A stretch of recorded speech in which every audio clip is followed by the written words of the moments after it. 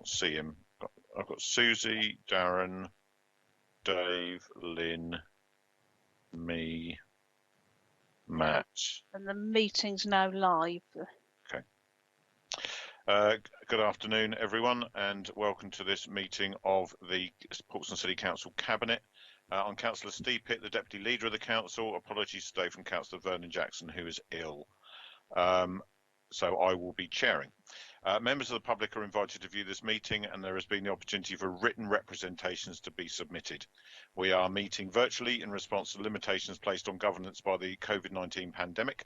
For the purposes of this meeting, the City Solicitor has advised that pursuant to Section 78 of the Coronavirus Act 2020, this meeting will be run by reference to the model standing orders as set out in the Local Authorities Coronavirus Flexibility of Local Authority Meetings Regulations 2020 number 392, referred to as the regulations.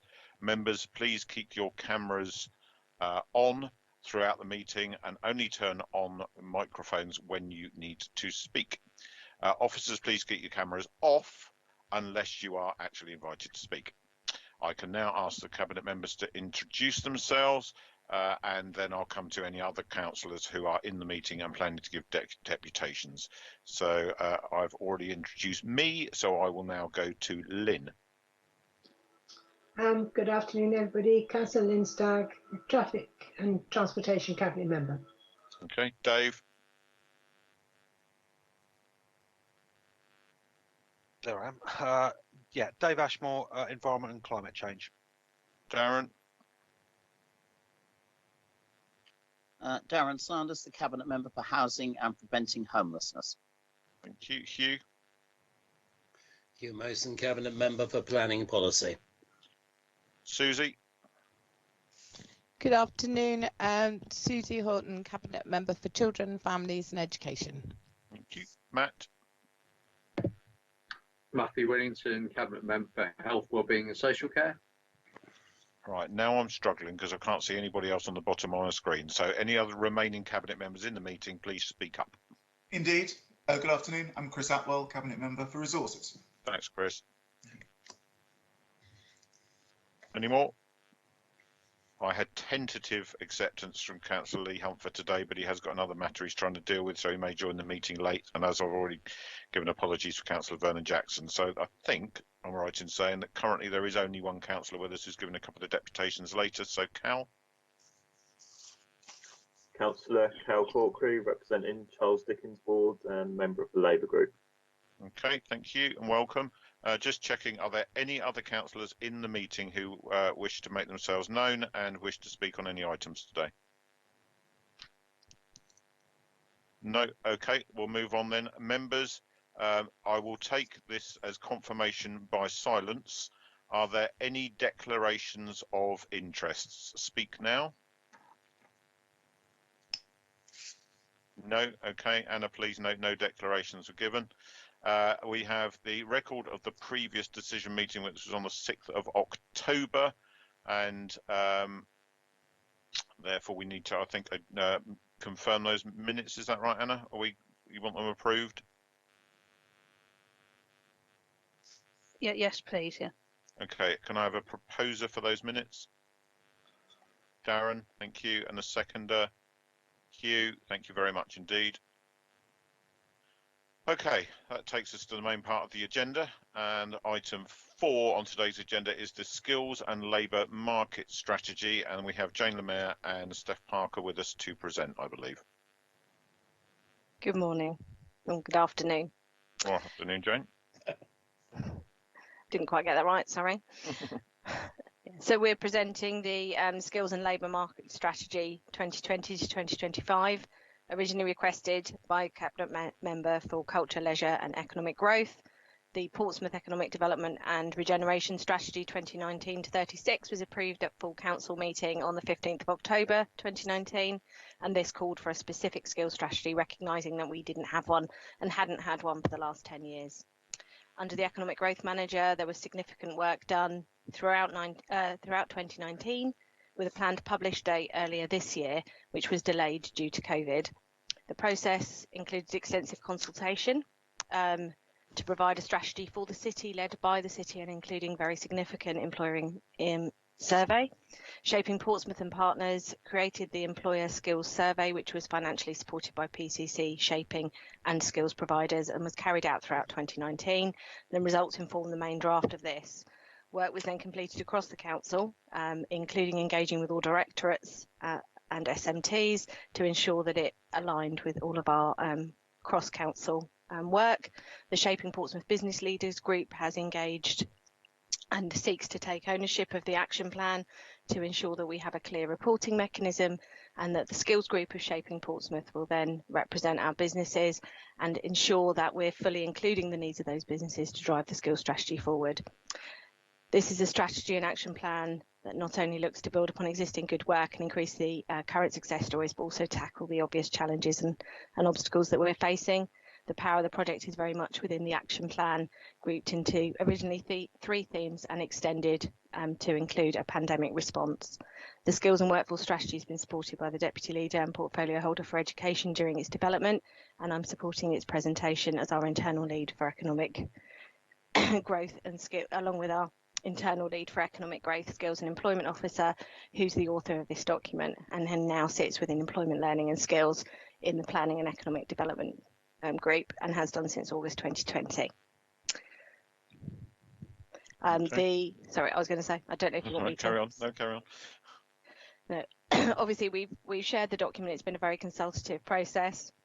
What we're now proposing is that we move this forward and turn it into action, so that we can start to collect all together the great work that is going on at the moment, but also give it a real form and make sure that we have impact in these very difficult times, with a seek to review as we move forward, noting that very significant work on this strategy was done pre-COVID, and we have adapted it, but we will need to continue to adapt and learn from it to make sure that it's relevant and impactful as we see a very changing economic climate in which we're working. Thanks, Jane. Steph, did you have any comments you wanted to make? No, I think that's pretty comprehensive. Yeah, that's okay. Thank you very much. I'll lead off on this one, just to say that I think it's great actually to have an opportunity to have Jane and Steph with us to shine a bit of light on the fantastic work that they do on behalf of this council, working with people to develop their skills, their literacy, their employability, and really honing down on some of those difficult cases and giving them new hope and new outlook for the future, which is fantastic work. And I don't think we talk about it as a council often enough to actually make people fully aware of the great work that does go on here and the great partnerships that go on, because Jane also chairs the skills group at Shaping. So we're completely embedded with our business community in how we develop and bring these strategies forward. And this one, in a way, partners the economic development strategy that we took some time back, which again was very much a consultative process and developed in partnership across the city. I just wanted to note my thanks on behalf of the administration for the input that Shaping have given to this. And all the other work that goes on around economic regeneration and skills, and for the ongoing work that they're doing to support the business community, particularly around COVID-19, with the Future Together work stream and the digital enablement work stream that are both currently taking place. It's phenomenal work, and it very much is a partnership. And as difficult as these current times are, it's also an exciting and invigorating one, because so much energy goes into trying to make sure that we're taking our city forward and giving it the best opportunity to recover, and giving those opportunities to people, particularly from our hard to reach communities who historically haven't had them. And we're really getting honed in and drilling down on some of that now, and it's fantastic to see. So thank you, Jane. I do note the fact that we are in COVID times and things are changing, and I know the report's been somewhat adapted to reflect that. We will be sure to review it and bring it back for an update at an appropriate time. But we did feel that it was important that it should be out there, and that it is a conversation that's happening now, and not that we wait to find out what the other end of COVID looks like, because some of these issues need to be tackled immediately. And there's no point in delaying any further. So I welcome the report coming today, and I'll welcome any comments from members. So my Cabinet colleagues, Councillor Susie Horton, please, who worked with me on all of this. We do this as a cross-portfolio item. Yeah, thank you, Steve. I just want to add my thanks publicly to all the work that's gone on by Jane and Steph, and also just to endorse the point that you made there. We're actually as two separate cabinet roles for the first time, I think, in quite a while. We've been working really closely. So from my perspective, obviously, I'm really interested in what's happening to young people. And if we look at some of the predictions of the impact of COVID on not just children in school and the impact of that, on their exams and everything, but also some of the predictions around unemployment levels of young people, it's a very sobering picture. We do have a lot that's already been in place for a while, like I'm thinking of the apprenticeship week that we do, and also as Steve has highlighted, a lot of the collaborative work that we're doing in the city has been it was well established before COVID, and I think COVID has just really focused the importance of that.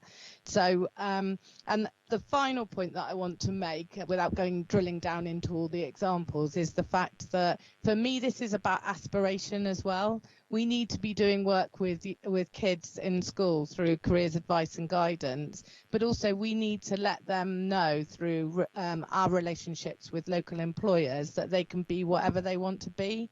And I think that this collaborative working is really beginning to show, because we'll have a conversation, Shaping are involved, council officers, and we really are a close-knit kind of group going on at the moment. So that's the important thing for me, is about what is the future like, not just for people who have now come out of work, whatever, but young people, because this is their reality now. This is their first chance at their careers, despite COVID.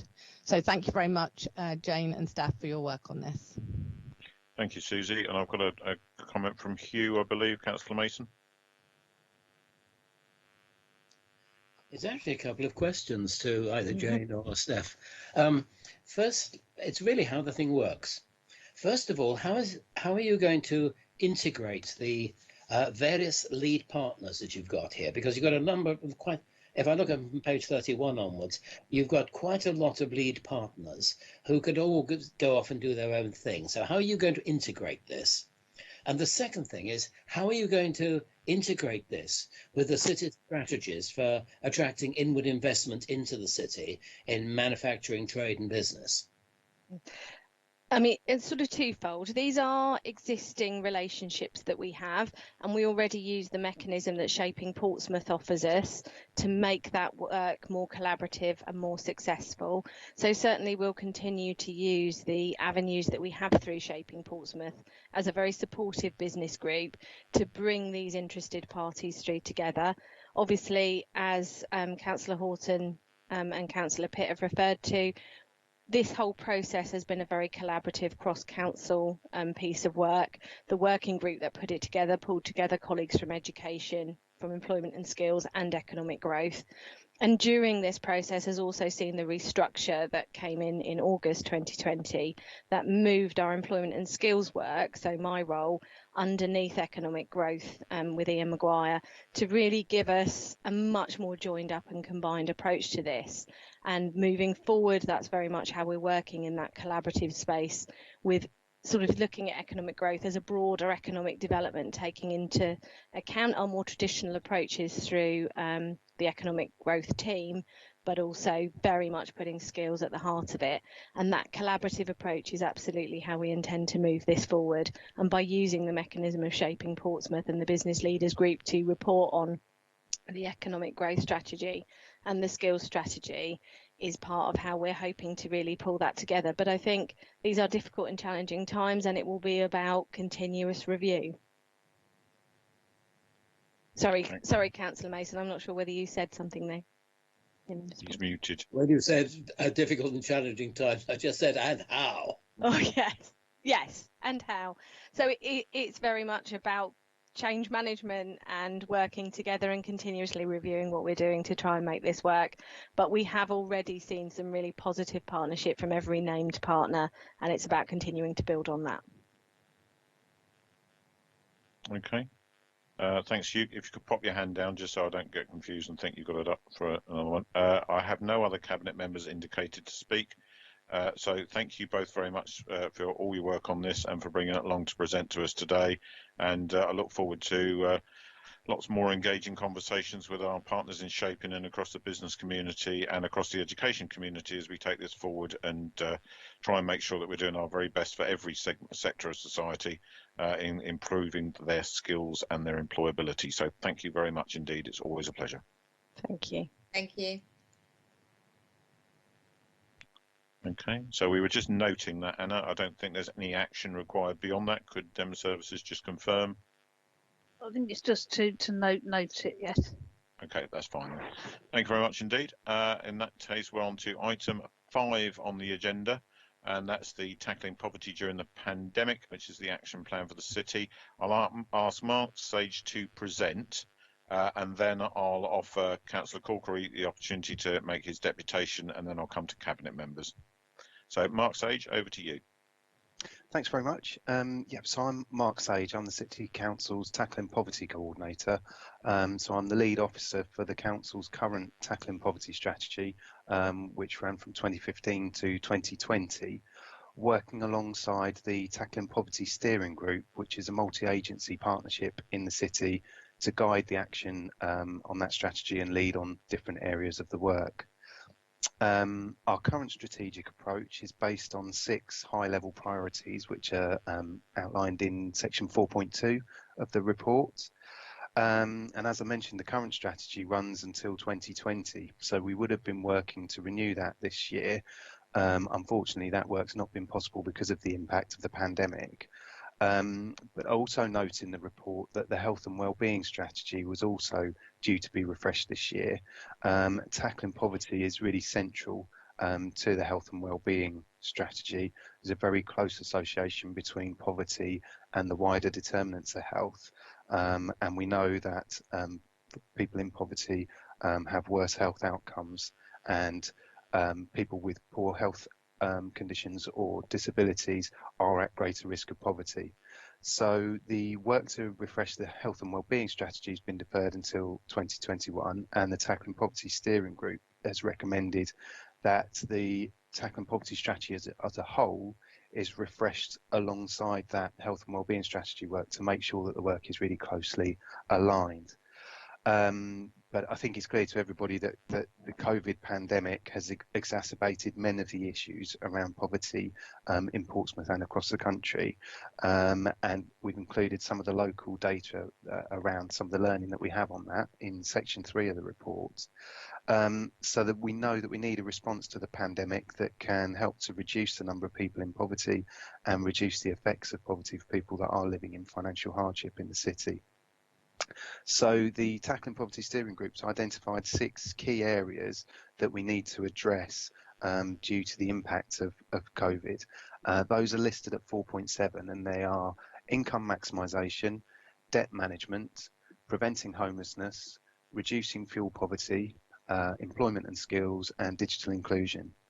And so what the report outlines is that we're starting to develop an action plan to address those 6 areas. There's lots of work already going on, done by city council services, by partner agencies, particularly by the voluntary and community sector in the city, to address all of those issues. So the action plan isn't trying to capture all of the work that's going on. The aim of the action plan is to focus on where additional activity will support the work that's already taken place. And that's outlined in section 5.2 and in appendix 1 with a bit more detail. The timelines around that, the further detail on all the work that's going to be taking place is going to be developed over by the Tackling Poverty Steering Group over the next weeks and months. Some work is already underway, and other areas will need to be developed in the near future. In section 6, we talk about resources to deliver the strategy. So that's my role, the Tackling Poverty Coordinator role, in partnership with the steering group. But also we think there's a really good opportunity to create a kickstart placement for a young person on universal credit which will help to add a little bit of capacity to monitoring the action plan and some of the work that goes on underneath it, but also hopefully provide a really valuable opportunity for somebody who's interested in this area of work. We know that we'll need to do a good campaign around income maximisation and debt and accessing the help that's available.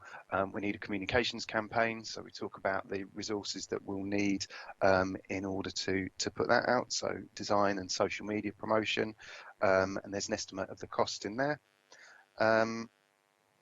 And then in section 7, we talk about some of the wider issues, because there are lots of things that unfortunately we can't address as a city council. We don't have the powers to. So section 7 really points to some of the key legislative and policy issues that fall with the national government that we know will have an impact, and there will be decisions made over coming months. And we think that we should add our voice to the call to make sure that those things actually safeguard people and prevent people from falling into poverty. There are others. We know obviously free school meals is also a big one that is going to be discussed at full council, but these are some of the ones that we think will have most significant effect for people in the city. So the recommendations really are around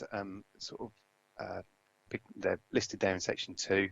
And it's really to kind of recognise the work that's going on, agree the action plan, and sorry, the other recommendations that are listed there. I can go through them if you like, but hopefully you can all see them in the report. So that was everything really in terms of my introduction, but if anybody has any questions. Okay, so we'll come back to you shortly, Mark. Thank you very much indeed. Going to Councillor Hawkery now to do his deputation. Thank you, Chair. I just wanted to start by kind of picking up on the points that's made well in the report around noting the important work that has been done by City Council services in coordination with the voluntary and community sector during the past 6 months or so, during obviously incredibly challenging times.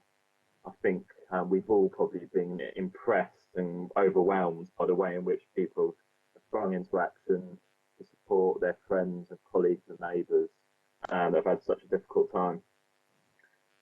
Going forward, I absolutely agree with the point that's made in this report about tackling poverty being a key priority of the administration, and I think really local authorities must play a leading role in ensuring that tackling poverty and the causes of poverty are at the heart of everything that we do. I think the suggestion of taking advantage of the government's Kickstarter scheme to create a new role in order to assist Mark with his work is very welcome. I know you've got an incredible amount of information and resources and regulations to keep on top of, and on top of everything else. So I'm sure that'll be really welcome. And actually, I think I've probably lost count of the number of times I've been in various meetings, whether it's with relevant authorities or the community, where Mark has been referred to as a kind of font of knowledge when it comes to universal credit or food banks or other forms of tackling poverty. So I think that should be noted, and actually any assistance we can give to him in that should be pursued. Just a quick point, and I guess a question on that new role that's going to be created. I know that the Kickstarter scheme is about creating roles for young people who have been unemployed, and it talks about government funding up to the level of minimum wage.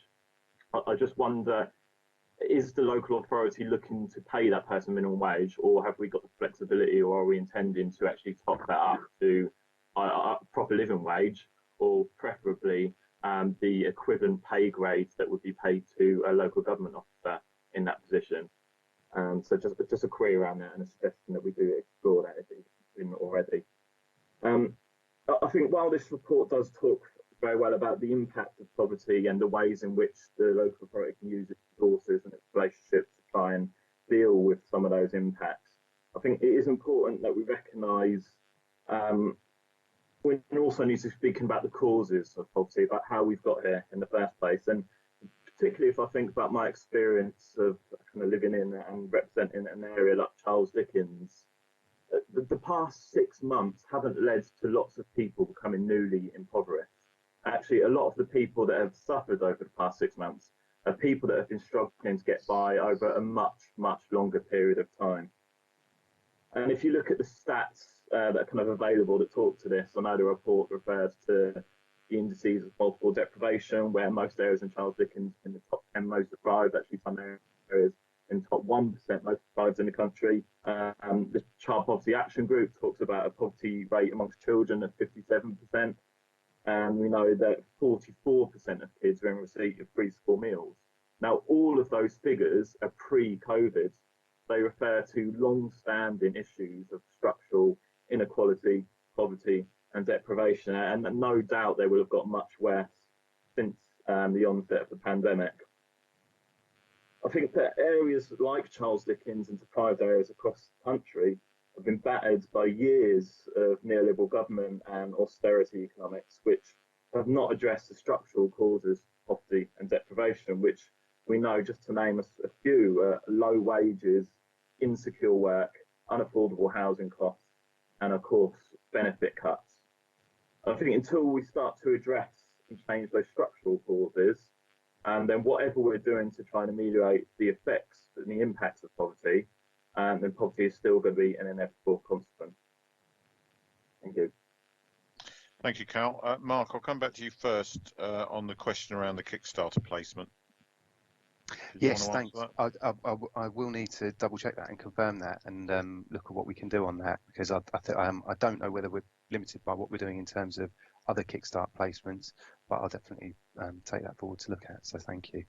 Okay. Well, as a council, we've got a policy of paying the national living wage laid down by the Living Wage Foundation.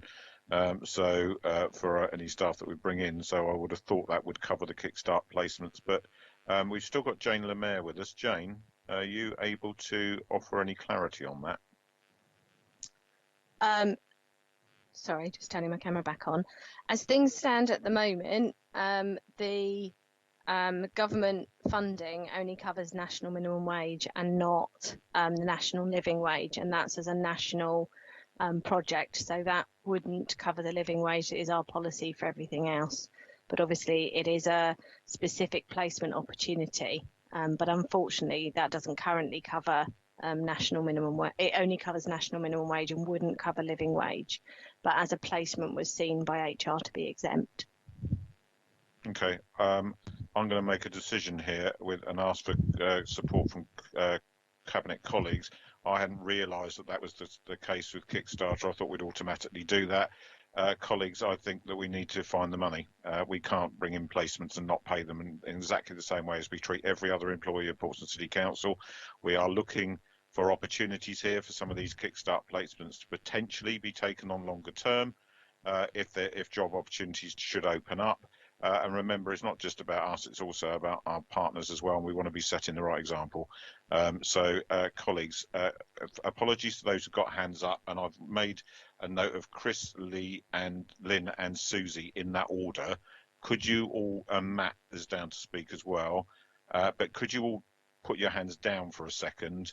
And just to be 100% clear, I'm going to add a recommendation to the report that the Kickstart placement and all Kickstart placements at Portsmouth City Council must be paid the living wage in line with the Living Wage Foundation, which will basically mean that the government will pay them the national living wage as they define it, and we will provide the top up.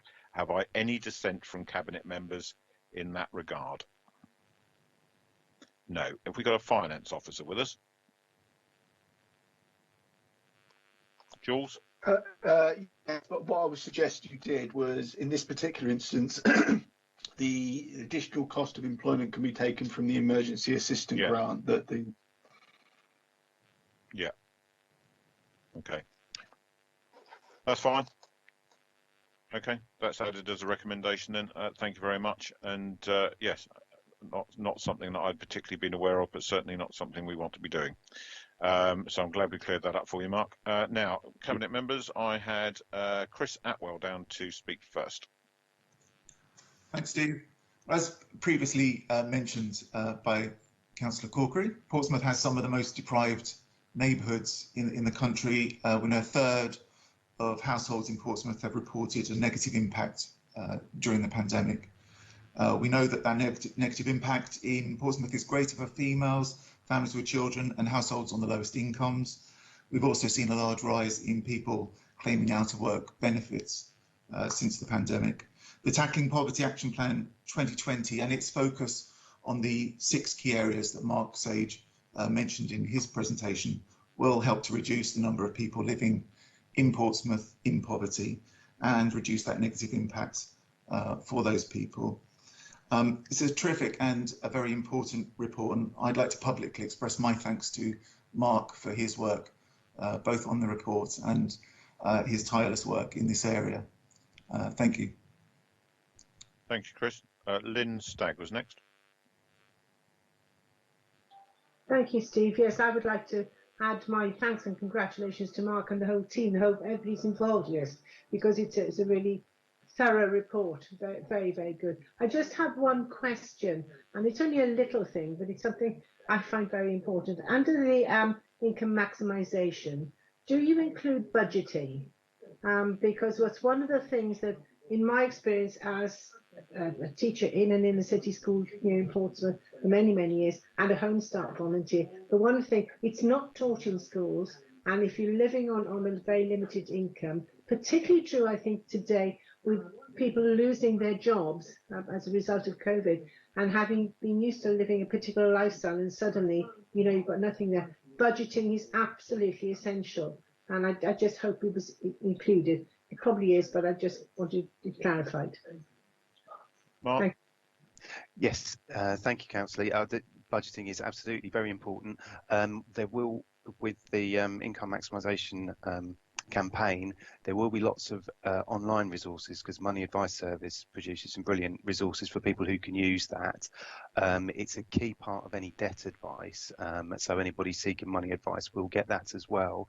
And Advice Portsmouth, our council funded advice service, offers budgeting kind of sessions for people.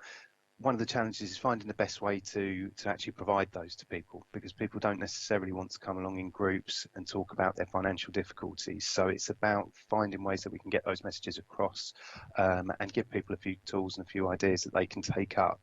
But unfortunately, in the past, we have tried putting on a session and people don't, you know, it's not always taken up. So finding different ways to get those messages across, but absolutely lots of stuff around how people can reduce outgoings is a key part of income maximisation. Thank you. Lovely, thank you. And just to add, Lynn, that I know that the Hive are looking at work around the way to advise people with budgeting in particular, and that's been part of the discussions around the white goods store and community larder, etc. So I think they're looking at it as well. In the conversations I've had with Lou. Susie.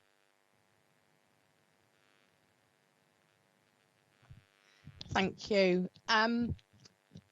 In my first week of university, one of my lectures was on Maslow's hierarchy of needs, and little did I know how much I would use that in both in terms of my own career, but also the way I reflect on the world. I'm sure most people know it, but for those who don't, basically you can't function if you don't have essentials. And one of those essentials, apart from shelter, is food. Who would have thought that in this day and age, in this rich country, that we would see what we have seen over the last few weeks, which is people genuinely not being able to afford to feed themselves and their children. So I think I have some sympathy with what Councillor Corkery was saying, that I think we'd be stupid to think that COVID has caused this. We know these issues were there already. But what a massive, big, shiny light COVID has shone on our communities, and the inequalities that are coming out. And for me, obviously, I see that I focus particularly on children and families, but is really genuinely shocking. And I'm quite happy to hold up my hand and say that what happened over half term was both shocking but also quite humbling with the response from the community. We are very much a community who want to give, and also that what we saw last week was people who need to ask because they are literally at their wits' end and needing that community response. So whilst this report was written before the free school meals issue around half term, it definitely has dialed up the volume on this for me, and I know that we've arranged a meeting with Mark to talk specifically about food poverty and those children and families who are eligible for free school meals. I just want to make one point about the report that I find really positive, and that is about at the heart of it, it's about empowering people. We don't want to keep rescuing people, but we've got to twin track this at the moment, because people, coming back to my initial point, people who are hungry, people who can't see what's happening the next day and the next day, are not in a resourceful position to necessarily help themselves. So we've got to do both, but we mustn't take our eye off the ball, which actually, in an ideal world and an ideal situation for our city, that everyone knows how to help themselves. And we've seen that, we've just seen it in the last agenda item around skills. We see it around education. We see it around housing. We see it around energy, the stuff we're doing around energy and energy poverty. And so we do it all of the time, but this pandemic has demonstrated to us that we really, really genuinely need to be twin tracking it in helping in an emergency situation, whilst never taking our eye off the ball, that we actually do want to empower people to help themselves.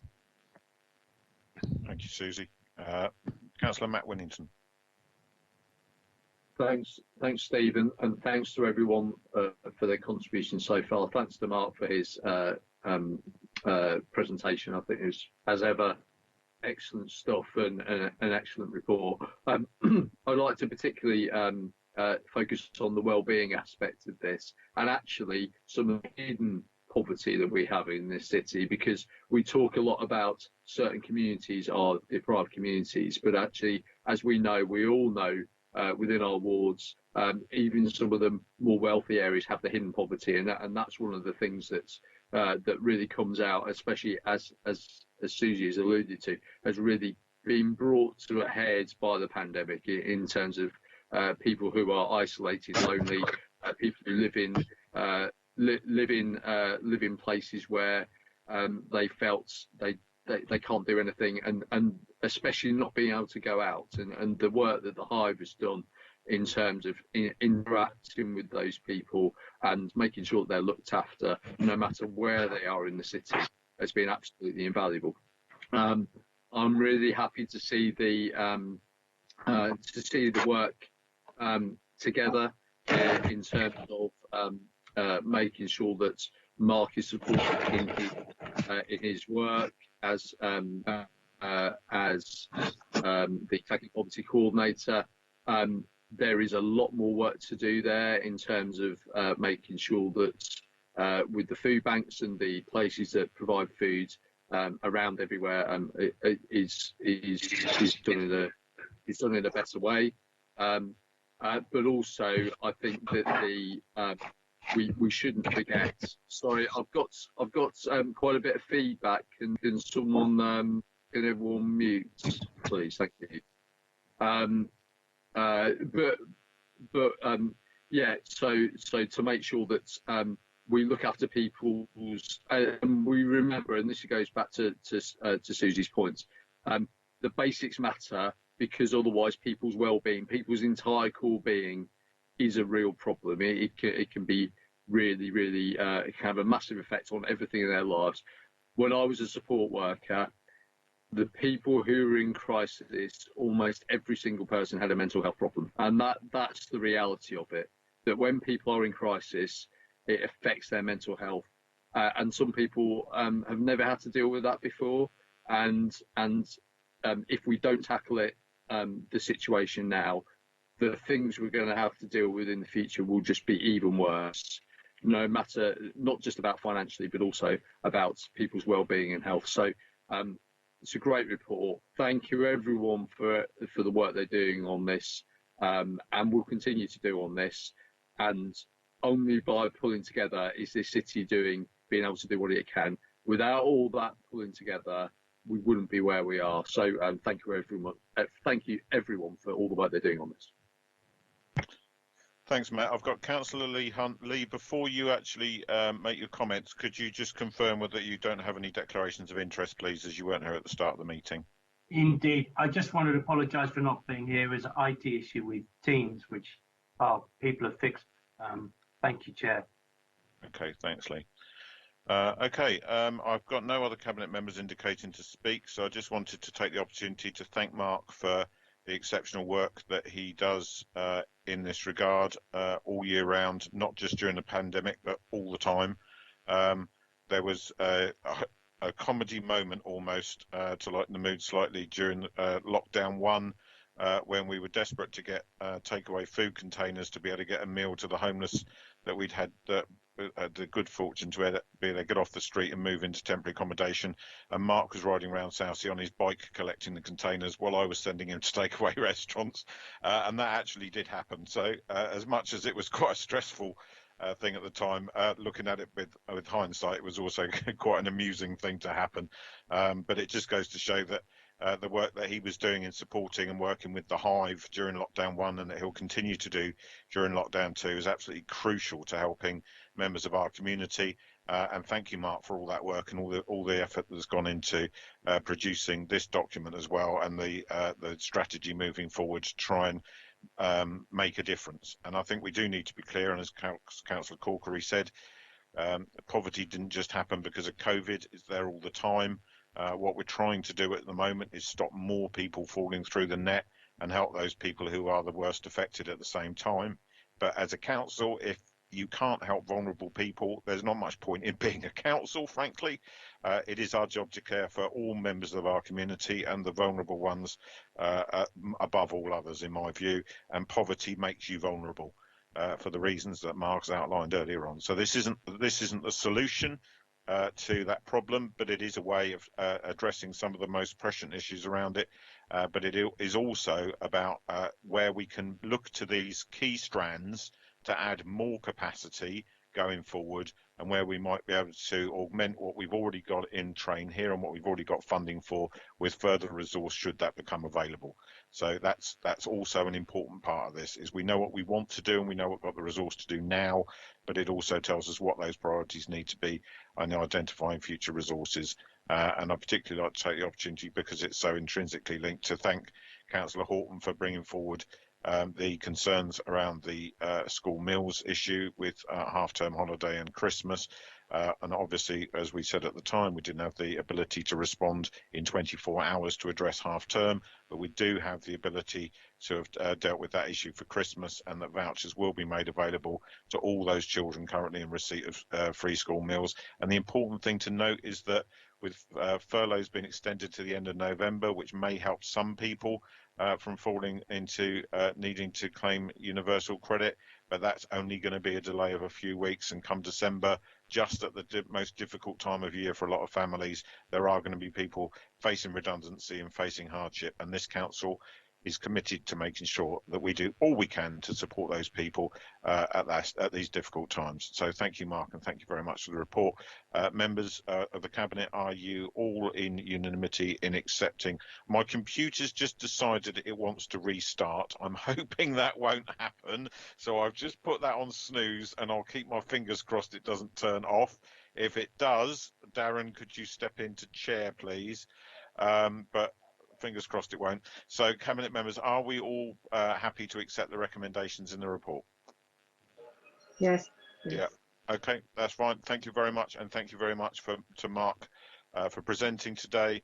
And Jane and Mark, if we can pick up on that wider issue around the Kickstart scheme, we'll make sure we meet that commitment. Thank you. Okay, item 6 then today is the retention of additional community wardens. Colette, is this you presenting? Colette Hill, calling Colette Hill. She was there a second ago and now she's disappeared.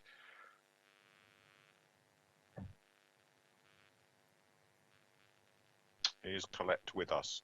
So I am, sorry. Oh, you are. I got disconnected just at That's the right. crucial moment. No worries. So, Colette, I'm going to ask you to present, and then I'll go to Councillor Corkery for his deputation. And just to remind everyone, if you're not actually speaking, could you mute, please? Thank you. Okay, so the purpose of this report is to propose the retention of the additional 8 community wardens that we currently have, in addition to our usual 8, until the 31st of March 2022. Section 2 of the report covers the recommendations, which are that the Cabinet approves the proposal to retain 4 of the additional community wardens posts on a permanent employment basis, and also approves the proposal to retain a further 4 additional community warden posts for a further extended period until the 31st of March 2022. So the council employs a team of 8 community wardens, and since January 2019 we've also employed a further 8 community wardens who are funded currently until the 31st of March 2021, which brings the total number we have to 16, plus we have 2 community warden managers. The teams both work to help keep the city safe, clean and tidy, and to provide support and advice when needed. And they are currently, additional team are currently funded, the additional 8 are currently funded from the Housing Revenue Account, Cabinet Reserves and the Flexible Supported Housing Grant. And that funding is committed until the 31st of March 2021. These additional community wardens provide cover from 8 AM until 2 AM Monday to Friday and 10 AM to 2 AM at the weekends. The team carry out their duties all across the city and also patrol the local authority housing blocks. Section 4 details the impacts of the additional resources. So the 16 community wardens deal with approximately 16,000 demands per year. And they're able to respond to all sorts of demands that are placed upon the service, and also provide visibility and reassurance with proactive patrols that are carried out in areas where we've already identified we have issues. Section 5 details the actual proposal for retention, so it's slightly different to what we proposed last year. We want to retain 4 of the additional community warden team on a permanent basis, and 4 for a further period until the 31st of March 2022. And that's related to the funding, which I'll come to. Section 6 covers the current costs of the additional team and how those posts are funded. So they're currently funded from the Housing Revenue Account, the Flexible Homeless Support Grant and the Cabinet Reserve. I've lost my place, sorry. Yeah, that's fine. So the reasons for recommendation are covered in section 7. The community warden team of 16 is able to provide that additional cover up to 2 AM and with an earlier start of 8 AM, which won't be possible with a team of just 8 community wardens. The team have made good progress to resolve and reduce issues, many issues impacting on residents, the community and also local businesses. And the team have increased the amount of actionable work they're able to do, as well as carrying out additional patrols, providing that visibility and reassurance to residents and businesses. The equality impact assessment is covered within section 8, and there are no significant impacts noted. Section 9 covers legal implications, and there is mainly referring to employment legislation. 9.2 does highlight the fixed term employees regs 2002. There is a potential that some staff could tip into 4 years of service, but we won't know that until the recruitment to the permanent post is completed, and that's because we've had some turnover of staff in those roles. Section 10 covers the financing of the additional 8 posts. So table 10.2 sets out the funding model. So we have £183,176 provided by the HRA, and that's on an ongoing basis, which allows us to appoint 4 of the posts permanently. And then the Cabinet Reserves and the Flexible Homeless Support Grant providing the rest of the money to cover the whole team. Cabinet should note that 10.4 and 10.5 have comments regards to provision of that funding on an ongoing basis. And so it should be noted that the money from the reserve and the FHSG is only committed till the 31st of March 2022. That's it, really. Thank you, Colette. Thank you very much. Undoubtedly be some questions. You've dropped off my screen, Cal, but Councillor Corkery, are you still here, and did you want to give your deputation? I am still here, thank you, Chair. Okay. Carry on. And just start by thanking the rest of the cabinet for taking on board the points with regards to wages paid to the young people taking part in the Kickstarter scheme. That potentially is not going to make a massive amount of difference to the council, I'd imagine, but it could make a really big difference to those young people. The minimum wage for 18 to 20-year-olds is £6.45, and the living wage is £9.30. So it's a significant boost that hopefully will allow them to pay their way and live a kind of decent standard of living. So thank you for that. On this particular report, I'm fully in support of what is being proposed. I think it's worth just reflecting on the great work that the community wardens do.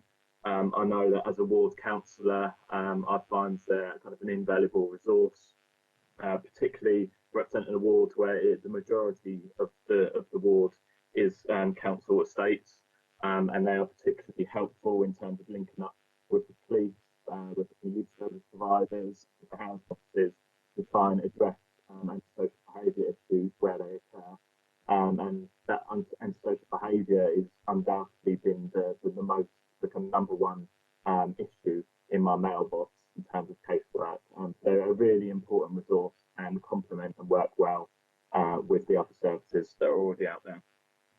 I think it may well have, well, we did discuss this issue at a previous community safety decision-making meeting, so I'm not sure if it's led directly from that or it's happened anyway, but thank you for those comments if they have been taken on board. I think as a general point from an employment perspective, I think where it is possible to make positions permanent, that is what should be done. Employing people year to year is one thing, but obviously that does have significant implications then for the way in which they live their lives, their stability, their financial security, their ability to put down roots and know what's coming in the future and all the rest of it. So where we can be sure or have some surety about year-to-year funding, I think it's important that any posts that are attached to that funding are made permanent wherever possible, which is obviously what's being proposed today. So thank you for the report, and yes, I'll say fully support. Thank you. Okay, I've got an indication to speak from Councillor Dave Ashmore and then Councillor Lee Hunt. So Dave, for you first. There you go. Am I on? You are. Good. Okay. Yeah, I was just like to say with the community wardens there, just how worthwhile they are, and just how, you know, the breadth of the stuff that they cover, and how, you know, why they're worth their weight in gold, really. One of the things they help out with is they're one of the first points of call for fly tipping, for example, across the city. While fly tipping is down across the city, everyone knows from a ward council perspective and from a resident perspective, there are certain areas which seem to be problematic.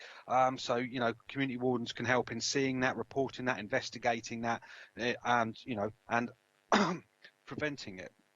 So their involvement in that can't be understated, really. They're also very helpful for being face-to-face contacts with people who are homeless or rough sleeping. They provide some support. They can signpost. They can also get support to them. They can build up those relationships with people. You know, and they've been a real help long before the pandemic come along with people who have been on the streets for whatever reason, and they have been invaluable during the pandemic into helping them get into safer shelter. And the other area which is a big issue a lot of the time is antisocial behaviour. We know that the police are working as hard as they can. They've got fewer resources than they usually have, and they're very stretched, which means they can't always be there to act as deterrents or preventative measures on antisocial behaviour. But we have community wardens that can be visible and be a preventative measure there and help out with the police. I think Councillor Corkery mentioned that, the liaising with the police there and helping support areas and communities there. So yeah, it was one of the things I remember when the Liberal Democrats first took over the council, we thought how we're going to help in these areas, and we decided to double the amount of community wardens to help things across the city, to strengthen community relationships, to help people who needed it, you know, who are on the streets, or to help antisocial behaviour incidents, etc. So, you know, I'd just like to place on record my thanks to the community wardens themselves and to the management team behind them there. I think they have been an invaluable asset to this council, and I'm happy to see it continue. Thank you. Thank you, Dave. I'm now going to Councillor Lee Hunt and then Councillor Lindstag. And can you hear me okay? Yes, we can. Okay, so yeah, basically what Dave Ashmore has just said, which is fantastic. Of course, he looked after this portfolio of services previously before my coming along. One of the I think you will know that, and Councillor Corker will know too, that one of the first things I did was pledge to work to retain the wardens and to consolidate them further. And this report does that, as he has just mentioned.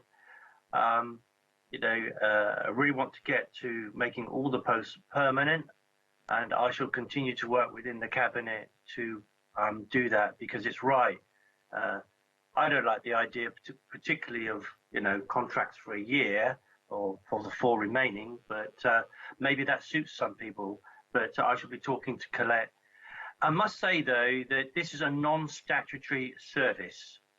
And for all the reasons that everybody, both Councillor Corkery and Councillor Ashmore has mentioned, these people who are a great bunch of guys and girls, and the managers, right the way through to Colette, they all work enormously hard, and they go the extra mile every single time. And I know that Colette is working when she's not working, to make sure that people in Portsmouth are looked after, and the wardens are absolutely key in that.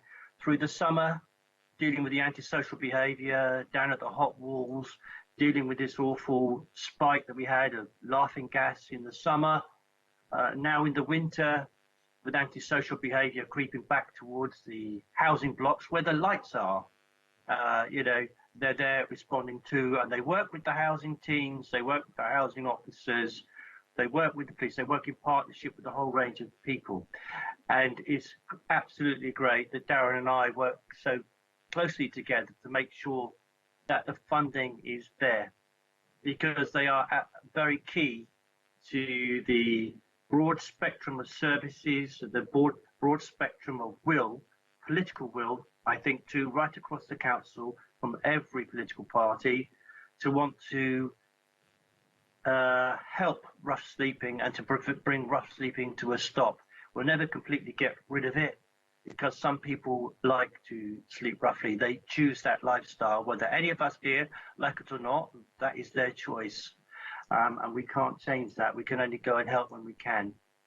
So I have to say to the Cabinet, thank you all very much indeed, this Liberal Democrat Cabinet, for working hard to find the resources to continue to do this non-statutory service.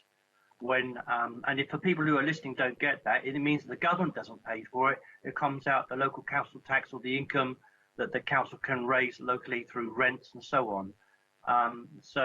It's absolutely brilliant that we've all been able to find this money, and that there's cross-party support for the continuance of the 16 wardens and the 2 managers.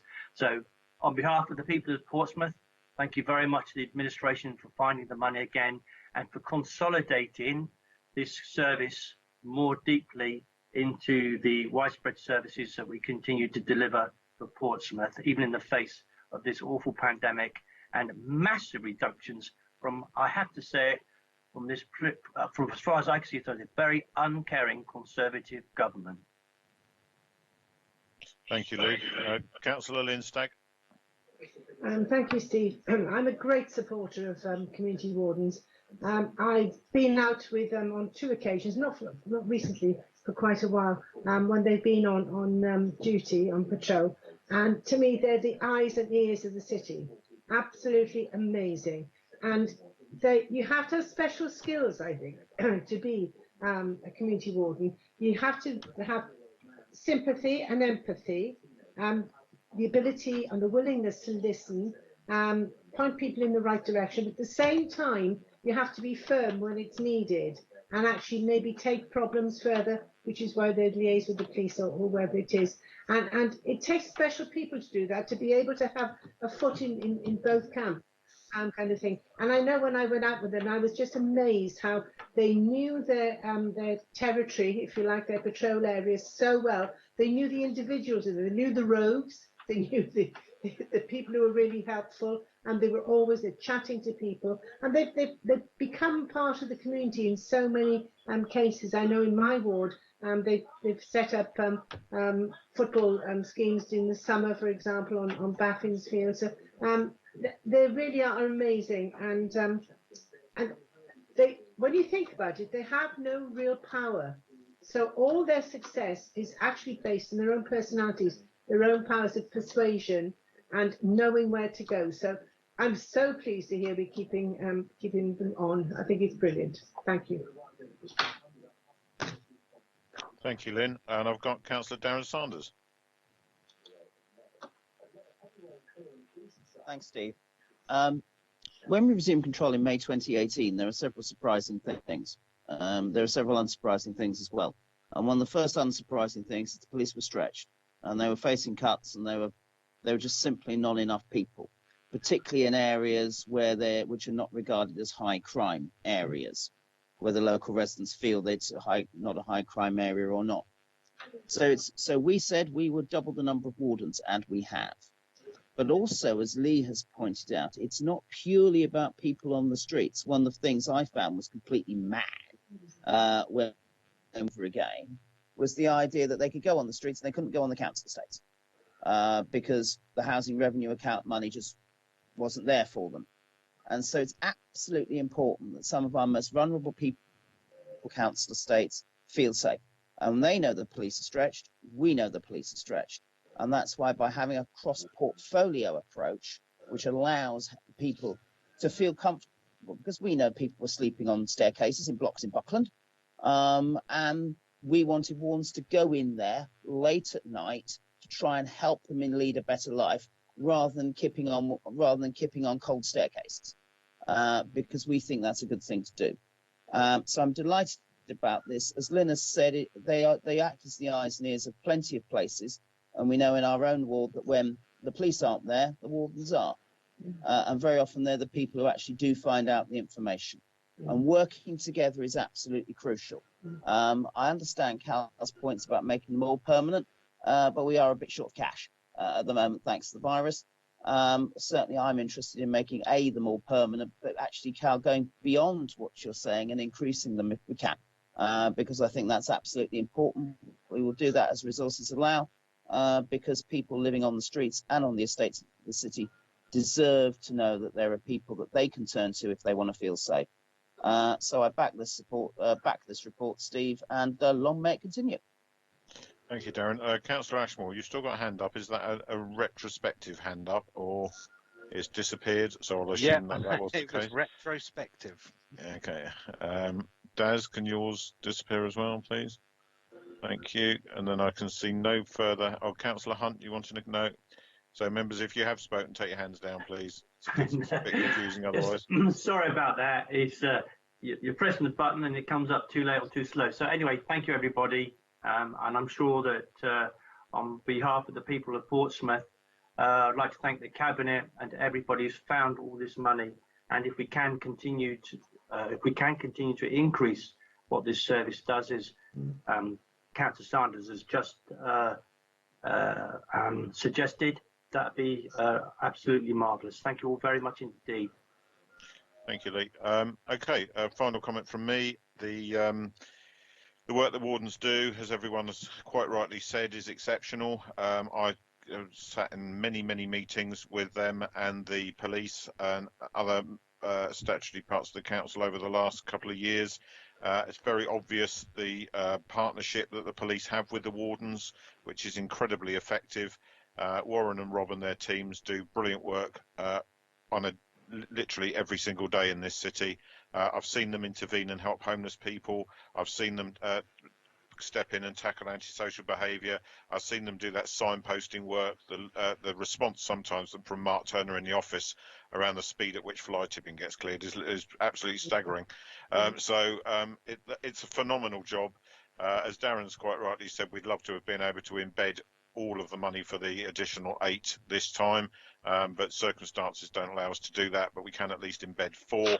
and extend the contracts on the other 4 for another 12 months whilst we try to find out if we can locate the money for making their roles permanent as well. So it's brilliant work, Colette. Please feed back to them. The administration's grateful thanks for all the work they do week in, week out, supporting our community. Thank you very much. Colleagues, can I assume the recommendations are both accepted? No dissent? Yeah. No. Lee, if you could pop your hand down because I keep looking at it because it's there. Thank you. Okay, so thank you very much indeed to Colette. We're now going to item, and thank you to Councillor Corkery for your 2 deputations today. We're now on to item 7, which is the preparations for the new border operating model post-EU transition, or Brexit, the next episode. So we are, I assume, going to you, Mike Sellers. Yes, thank you, Councillor, and afternoon, Councillors. Just by way of a background, the Leader of the Council, Councillor Gerald Vernon Jackson, our portfolio holder, asked me to put a report into the Cabinet just to update you on the port's preparations for the end of the transition period and how we're dealing with EU trade. And as you've quite rightly put it, Councillor Pitt, the border operating model, which is the new word for Brexit, I think. But just to give you a bit of background around the port, I'm sure you're all aware of this, but we serve the Western Channel. We were recognised fairly quickly after the referendum as a port of high impact because of the amount of trade that we have with the EU. 66% of our trade is with the EU, and we've got more routes to Europe, more ferry routes to Europe than any other UK ports, 4 of which are to France and 2 to Spain.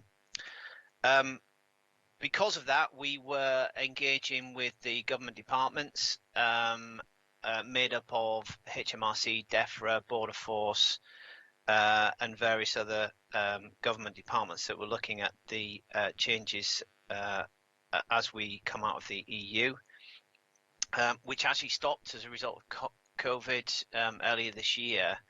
And then in July, the government announced something called a border operating model. And the border operating model was to recognise the fact that ports would not be ready in terms of infrastructure from the 1st of January and to implement a 3-phased plan to facilitate trade, import trade into the UK. To give you an idea, that the key dates really are January 2021, obviously when the first phase of imports coming through when we leave the EU. There will be no physical border checks, no differences to what we're doing now with regards to imports, but there will be a need for things like customs declarations, safety and security declarations, but they're not going to be checked at the ports and at the borders.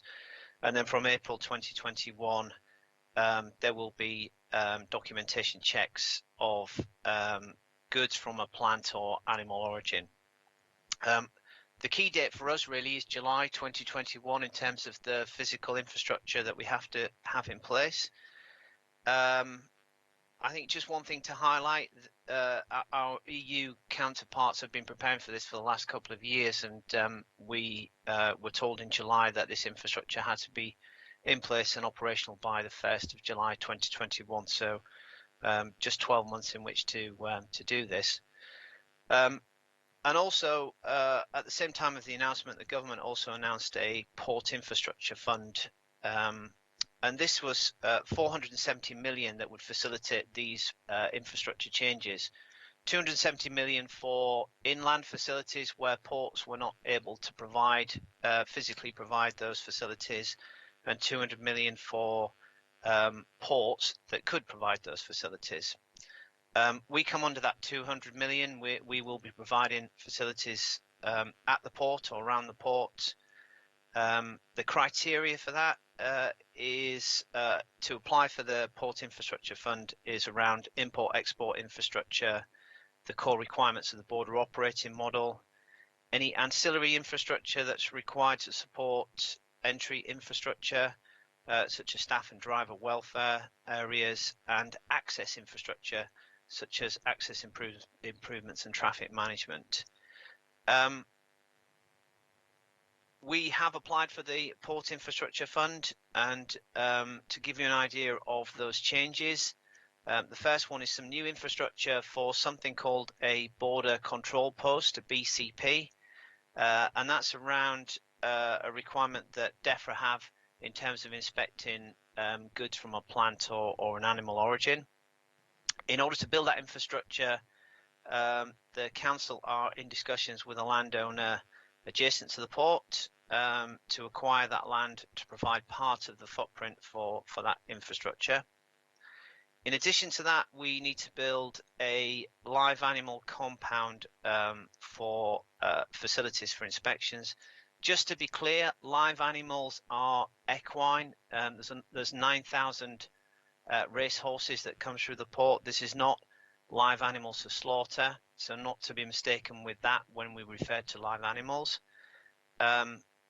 We want to extend our freight gates. We want to add another 2 automated entries for freight to avoid any issues around the access and how close we are to the M275 and the Rudmore roundabout. And we want to do some modifications, some internal gate modifications for the movement of that freight when it's been inspected within the port facility itself. It's extremely challenging. It's a very tight time scale, but we, thanks to not just the port, but support from various other departments within Portsmouth City Council, we have now got a principal contractor, Kia, who are working on our behalf. And Royal Haskoning also helped us pull together our bid, which went in before the deadline, which was the 30th of October last week. Just one thing which I did put in and point out in the report is that we know the council don't have the funds for this, and we will be requiring on the Port Infrastructure Fund to provide that. Should we not get the Port Infrastructure funding, that could have serious implications on the roll-on, roll-off and ferry operations, given that good 30 to 50% of the trade of the freight is of a plant or animal origin, so there will be a requirement for a border control post. I think it's highly unlikely that we wouldn't get the approval and the funding to build that kind of infrastructure, given that we are quite a strategic port and also resilient port, really, for freight and critical freight that can come through Portsmouth. I've added in the report that we've also had discussions with HMRC and Border Force around the Common Transit Convention. We do get freight, particularly from Spain, so we'll have EU freight that will come through to us and then go out to the EU, to Ireland.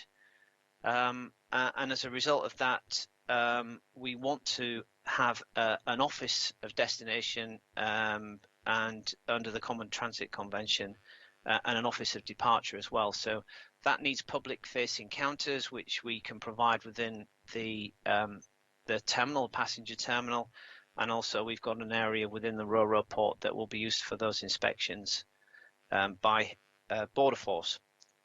That's all around imports. Everything that I've talked through really is around imports. In addition to that, there's the exports, and we do get 50-50 split, really, imports and exports, roll-on, roll-off freight.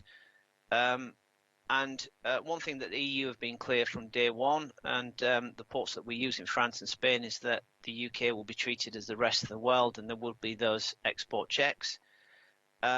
You're aware of the challenges because of how close our freight gate is to the M275 and Rudmore roundabout.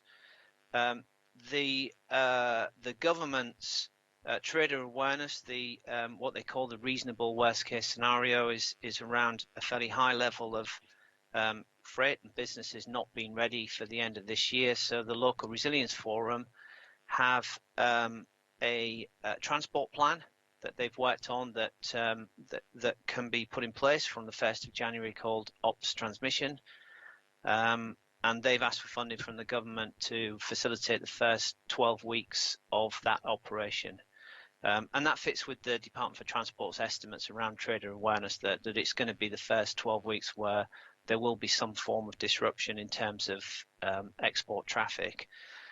Effectively, what the LRF are putting in place is very similar to things that you've read in the papers around Kent, where it's a pass system and triage and checks of that freight before it actually arrives at the port. Just some, as a consequence of the border operating model, there will be a requirement for customs agents, quite a considerable requirement for customs agents. I just highlighted in the report that Portico Shipping, which is wholly owned by Portsmouth City Council, does provide customs agents and have recruited and increased the number of customs agents to help facilitate that from January. So there is a good income opportunity there for Portico Shipping. And I've also mentioned free ports in this as well, because another consequence of leaving the EU is that the government have announced the possibility of 10 ports being up to 10 ports being free ports, and we are working with the Solent LEP to pull together a regional bid for the ports of Southampton and Portsmouth, which would be key really in terms of UK resilience, particularly around EU for Portsmouth and non-EU for Southampton. So that's something that we're working very closely with the Solent LEP on. Just one final thing, it's not in the report, but I obviously picked up very early on the skills and labour market strategy, which we did feed into from the port. But just for your information, when we pulled together our port infrastructure bid, we were asked in terms of direct jobs as a result of the border operating model. And the number we came up with, having spoken to Border Force, looking at customs agents, Port Health Authority operations, and also the operation of the border control post, is 130 jobs. So it's quite considerable in terms of the increase in jobs to facilitate the border operating model. And that's it. So in conclusion, PIP are working towards the new border operating model, very challenging timescales. The operation transmission will be required to support that trader readiness, certainly in the first few weeks around export checks. The port is providing resilience for the challenges faced around Kent, and you've probably seen that in terms of the framework agreements for ferry operations and some of the routes that come into Portsmouth. The border operating model will provide income opportunity to Portico Customs Agency and other customs agents. Free port status, we feel, will be hugely beneficial for this region and for Portsmouth. And in the event that the government funding is not provided for the necessary costs associated with this border operating model or ops transmission, we are aware the council is not in a position to provide the necessary funds, and the consequences would be very severe. Thank you, Mike. I had Councillor Hugh Mason to speak first on this one. Just two questions. Following up that last point, if we do not receive the upwards of 20 million, which we're expecting to get from the Port Infrastructure Fund, what is Plan B? What will we be unable to do? How would we manage? And secondly, the second question, quite clearly, the amount of change in our operations will have revenue effects. How are these being factored in? Will they be paid for directly by central government? Will they be paid for by the shipping companies? Will there be anything which is coming back to the port which we will have to account for? Okay, thank you, Councillor. I mean, firstly, in answer to the question around revenue implications, there will be additional charges for inspection of the freight, for the use of things like the border control posts.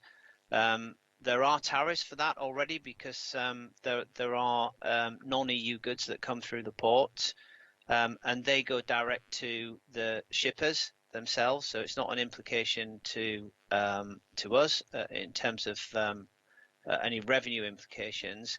but there will be a charge. I mean, ultimately, we'll all be paying for this in terms of the cost of goods. Sorry, what was the other questions? Basically, it's your plan B if you don't get 20 odd million from the PIF. How will you handle this? In a nutshell, Councillor, we have to, and I do expect that the government will recognise, which we'll find out in the first 2 weeks, that we are compliant with regards to the Port Infrastructure Fund. Whether we'll get the full amount is another matter, but we will get. I expect that we will get some of that funding, particularly around the border control posts, because legally we have to have them in place at the borders to carry out those inspections. So it has to be in place.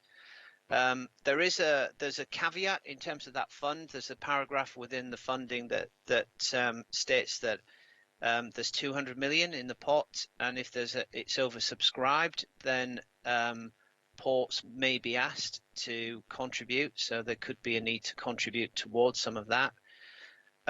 But the reality is that, you know, a good 50% of the ro-ro freight that comes through has to be inspected through these kind of facilities. If we don't have them, if we don't build them, then we're not viable as a port for that trade to come through to us. So it would have major implications in terms of the operation, the income at the port. And just to give you an example, throughout COVID, clearly that's had an implication on passenger movements through the port. But the one thing that has remained in place has been those critical freight routes and that trade. So I do suspect that we will get some approval. Whether we'll get the whole amount is another matter. Thanks, Mike.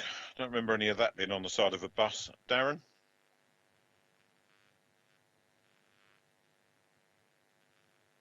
Or in a leaflet or on a debate either. I've got a question for Mike and then some observations, if I may. Mike, there's talk around doing deals and stuff like that with the European Union. Is all of the work you've outlined conditional on a deal with the European Union, or is this just going to happen anyway, regardless? Yeah, sorry, Councillor, I should have said that. It is in the report, actually, but regardless of a trade deal or whatever type of trade deal there is in place, this border operating model is required. The deals are more around tariffs and the cost of those goods coming through. It might increase the percentage of checks dependent on the type of deal that's in place, but certainly in terms of the infrastructure and the whole border operating model, that will be regardless of the type of deal that the UK has with the EU. Okay, that's fine. So my second question, Steve, is you say the implications would be very severe. Those were the last words you said. What does that mean? Are we looking at clogged roads? Are we looking at a snarled up port? Are we looking at more air pollution as a result of both of them? No, where I'm referring to in terms of severe, if we don't get the funding for this, the trade will not, it just will not come through us. We have to have this infrastructure in place by the 1st of July for that trade to come through this port. If not, traders will seek an alternative. The implication would be the income the port generates and the support that provides to the council and council services. In terms of any transport implications, clearly the ops transmission and the work that the LRF have put in place around checking exports, if they get the funding from the government to put that in place, then we don't expect that the city will see much in the way of a difference in the way that trade is moving through the port. Okay, I think that's very helpful, Mike. I mean, it's pretty clear that there's a potential economic body blow if things go wrong to our city as a result of Brexit and we don't get everything we want, which is going to be very damaging for people, however they voted in the referendum. And I think your report lays bare the cost of making Brexit work for Portsmouth, which is 25 million quid minimum. Because if we don't get 25 million quid, we may be losing 25 million quid over years as a result of this. So I think the report is a very sobering and honest assessment. And I hope you get everything that this city deserves because we are next in line. If Dover goes wrong, they'll all come here, and that is really, really difficult unless we get what you outline in this report. So good luck, and if you need any help, maybe with providing a few buses to take you up to London or something like that, then we'll happily help you. But thanks very much for this honest report, Mike. Thank you, Councillor. Can I just add that you're right in terms of those implications, but there are also opportunities. If we get this funding, we are recognised as a resilient port. Exactly what you said in terms of Dover, there will be implications at the short crossings, and a percentage of that trade will shift. And we're seeing an increase in unaccompanied trailers, so not the driver accompanied, but trailers, and a shift towards container traffic as well. So there's also a big opportunity for us post Brexit if we get this right and we have these facilities in place in terms of increasing our income. Thank you, Mike. And I think we all feel very relieved if the government acted as swiftly on confirming that you've got that funding as they did in giving a contract to a ferry company without any ferries. So let's hope that we do get a resolution on that in the very near future. Just for anyone watching who's resident in the city, in order to put it into perspective, if the council had to find that £20 million that's required to fund all that infrastructure, that would obliterate all of the council's remaining reserves and leave us in a position where we could be facing extra scrutiny around our finances. It would effectively bankrupt the council. That's not something that we can tolerate, and the government has to step up and do the right thing. And please, government, not that you're listening, because you don't listen, but if you were, we hope that you don't leave it to the 11th hour and 59th minute to make that decision, so that you don't give Mike and his team unnecessary stress, or indeed the rest of us. So thank you very much, Mike, and the reports noted, which is all we're requiring to do today. But I've got Councillor Hunt wanted to come in. Yeah, just following from your point there, Councillor Chairman. You say it would deplete all the reserves. Of course it would, and our reserves are being fast depleted already because of COVID. We've got to find a lot of money that the government promised to pay us anyway, which looks like they're not going to do it. But also, for anybody who's watching, if we needed to find £20 million and the reserves were all depleted, that equates to a rise of nearly what? For every £500,000 that you need to raise on council tax, the council tax has to rise about 1%, there or thereabouts. And I'm sure Councillor Mason will agree with that rough figure. It changed a little bit. But so for every £500,000 you need to raise on the council tax to, let's say, fund this 20 million quid, Mike seems quite optimistic we'll get it. So, I'm being speculative, but that would equal a rise in the council tax of about 40%. Right now, 40% rise in the council tax in 1 year to pay for it. So let's make sure that the government does it. Let's make sure our MPs, in particular, get out there and start lobbying the government to make sure that Portsmouth is the port is properly funded. It's in their interest too, the government's interest as well as Portsmouth. All right, thank you very much indeed, Chair. Thanks, Lee. So in summary then, thank you, Mike, for coming along with the report and presenting today. If things do change significantly, please do come back and update Cabinet as appropriate. And as Lee said and Darren, we do wish you all the best with for the funding bids you've got in, and we desperately hope you get that certainty very soon. So thank you very much. Thank you. Okay, item 8 on the agenda today is an update on the other bête noire of Portsmouth right now, the Aquin Interconnector project. So I'm assuming I'm handing over to Ian Maguire to present. Happy to assist, Chairman. Thank you, Ian. So this report's been prepared by your strategy unit to simply tell you where we are and what's happening next for the Aquin Interconnector. Members will recall that this goes back a couple of years as a scheme. The Secretary of State made a direction in July 2018 that this proposal would be considered as nationally significant infrastructure, so dealt with by the Secretary of State himself.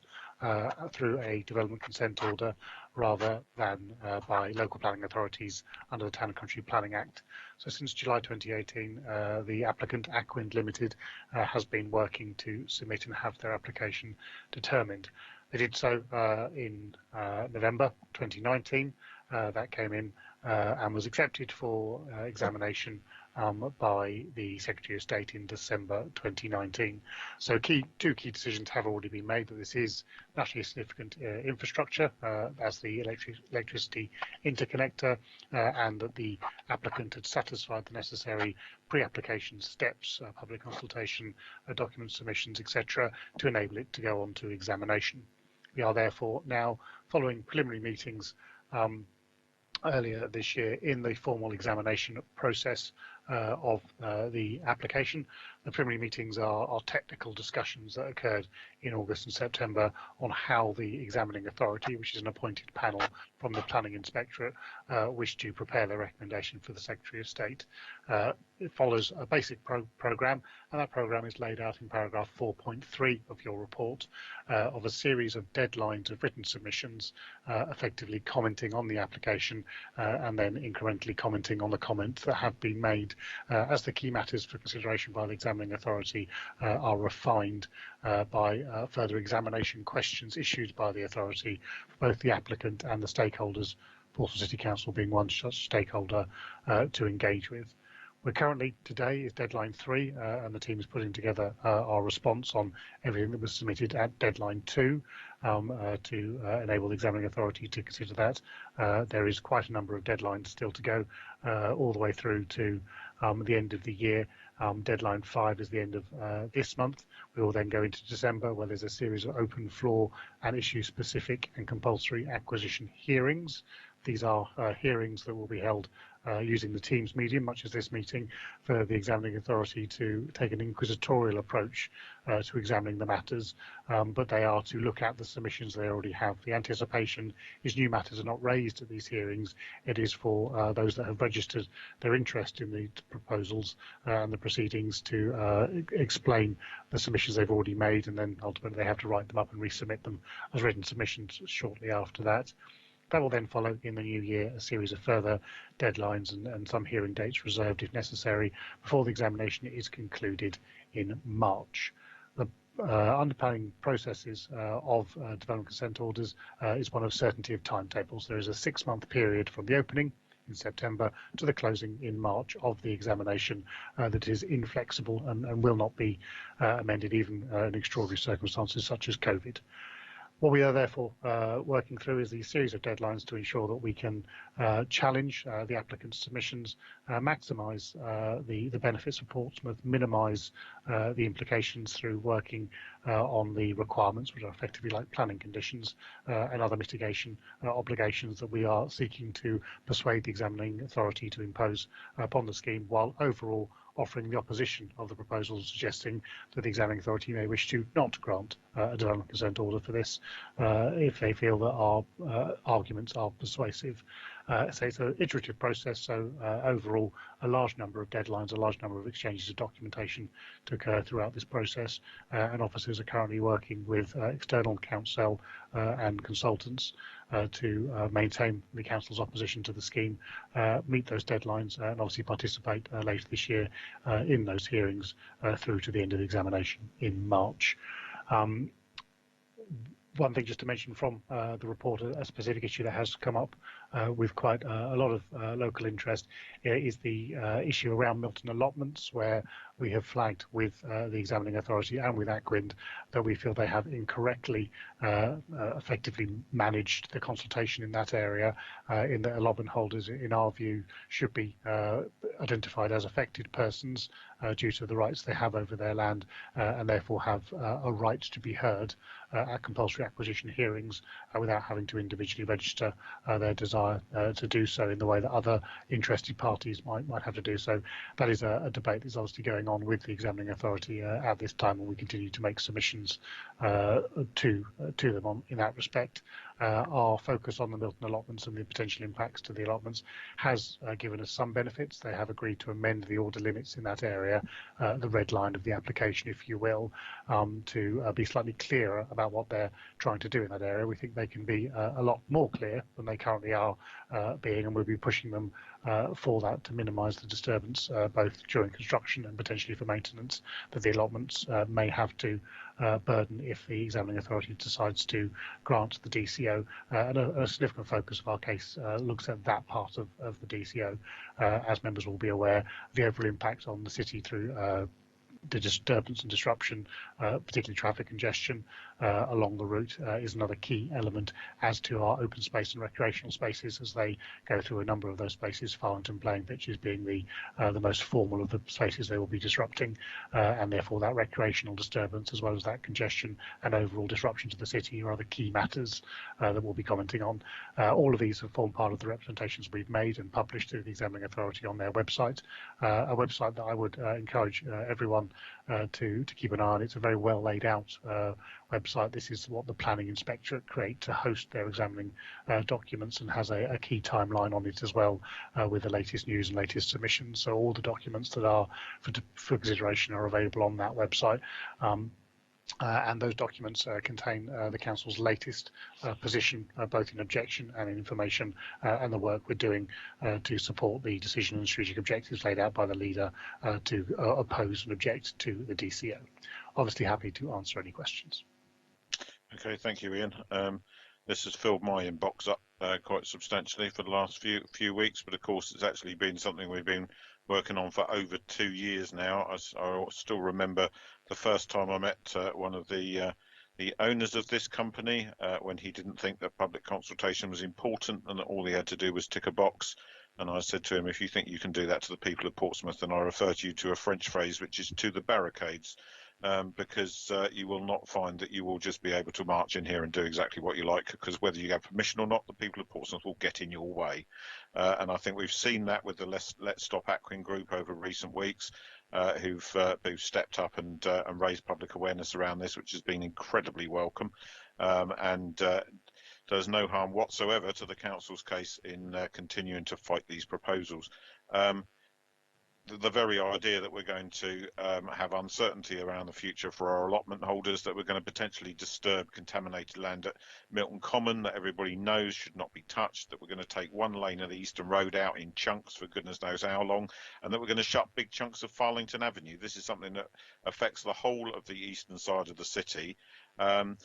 Can't even seem to get clarity out of them at the moment as to exactly how long they want to take the football pitches at Farlington for and what state they'll put them back in afterwards. And all this stuff needs to be sorted out in great detail.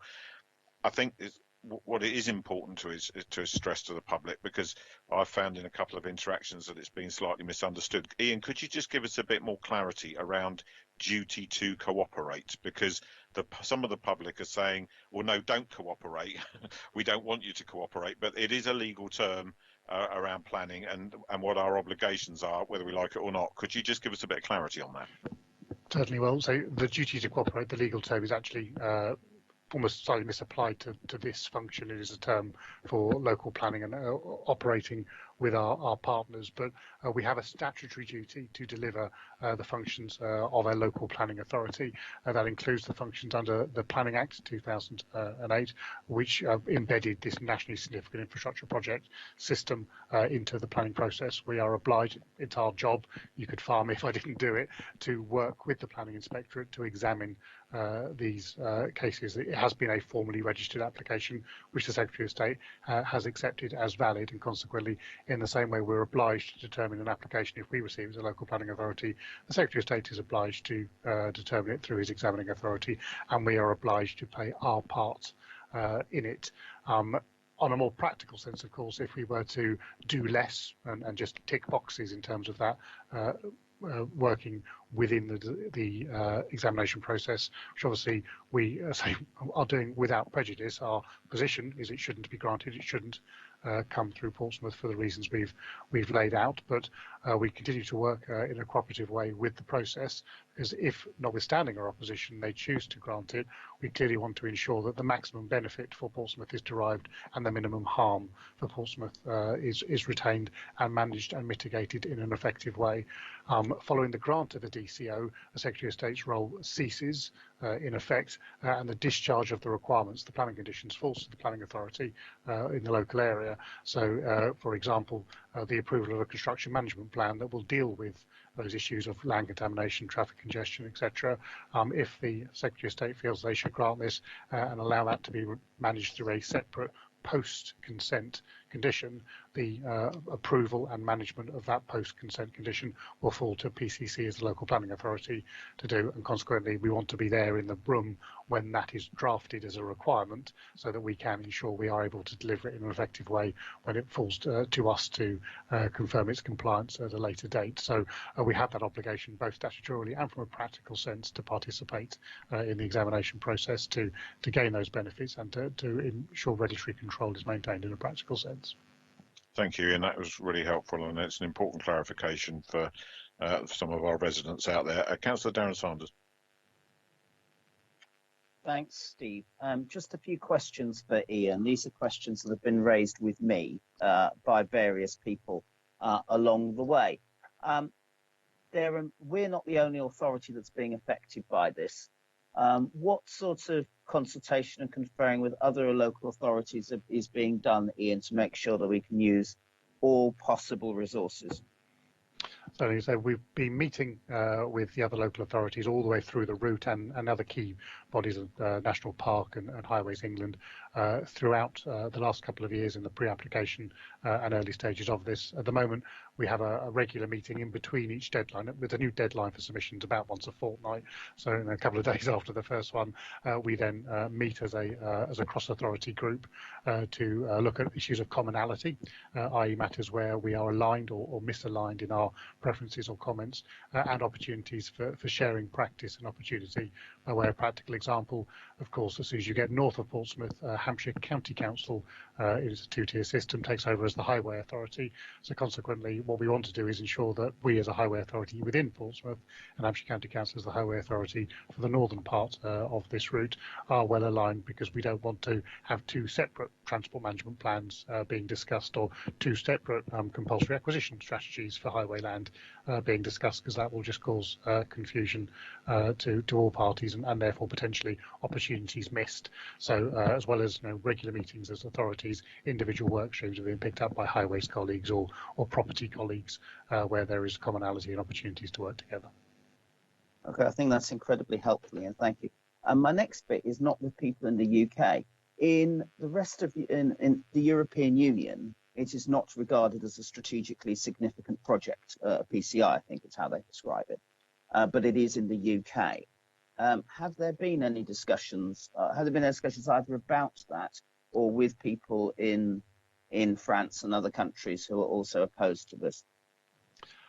Certainly the certainty of delivery from the French end of the connection is something that we have flagged as a matter that the examining authority should be considering, because obviously they are looking for extraordinary powers, both planning and property acquisition, and therefore certainty of the project is extremely important. If the French end of the connection is not approved within the timetable of the British end of the connection, or at all, then obviously that removes the certainty of the scheme and makes the necessity of the compulsory acquisition and planning powers weak. We are therefore focusing resources on that conversation and working with our council to take advice. Obviously, an area which our internal legal and planning experts are not well versed in to move that forward. We don't have any connection, of course, with the planning authorities or communities on the French side as part of our work, because there is no consenting regime in the same sense as our DCO consent. So our cooperation focus has been with our neighbouring authorities between here and Winchester.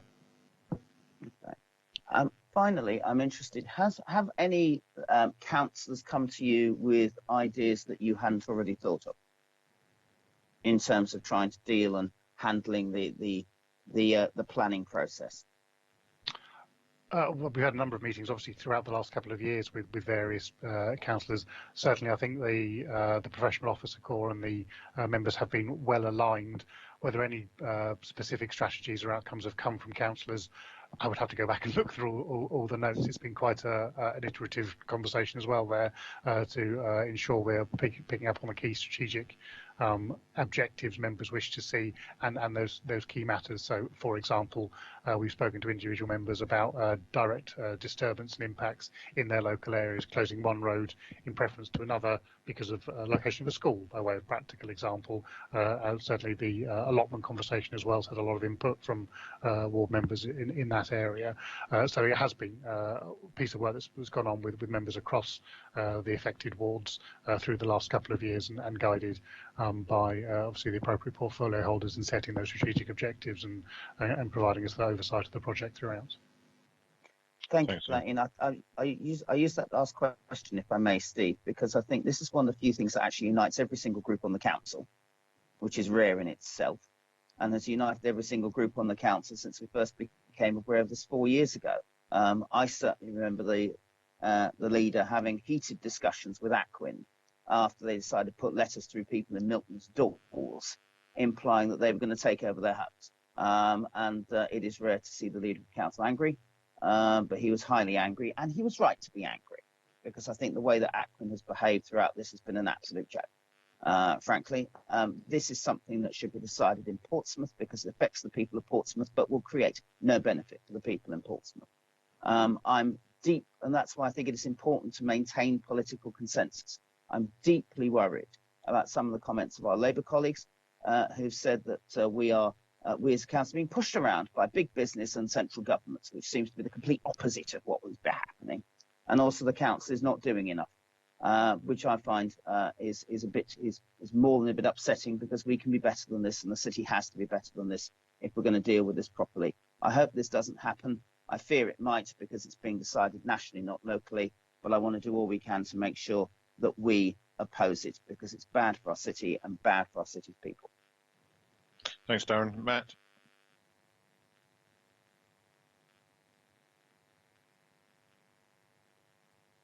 We can't hear you. Sorry. Got you now. Yeah, got you now. Yeah, problem with my unmuting. I'd just like to start by echoing Darren's final comments there about the length of time that some of us have been opposing this. And I remember going to a cold evening, I think it might have been at Milton Village Hall about 4 years ago, when there was the very, very initial plans about this, and they were presented as a completely new concept. Ever since then, I've been opposing that as a ward councillor for Eastern and Craneswater, where of course this cable is planned to land. But also on behalf of the whole of the city and working with colleagues to oppose this all the way through. And I think it's important to understand the basis for our objection, and that the objection is not about the concept of an interconnector.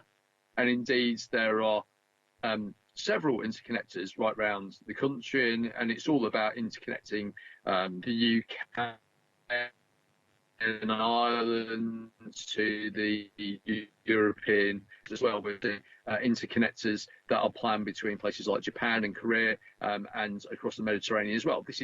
These are clearly projects that are happening around, but it is about this particular plan. It is about this route that it seems utterly perverse to be bringing a cable, landing it in the most densely populated part of the south coast of England, disrupting the maximum amount of people you can possibly do, because you'll bring it ashore in the most densely populated part of the south of England, and it's nowhere near. You've got 90 miles of coastline. That is nearer to where the cable comes from France, Portsmouth. 90 miles of coastline.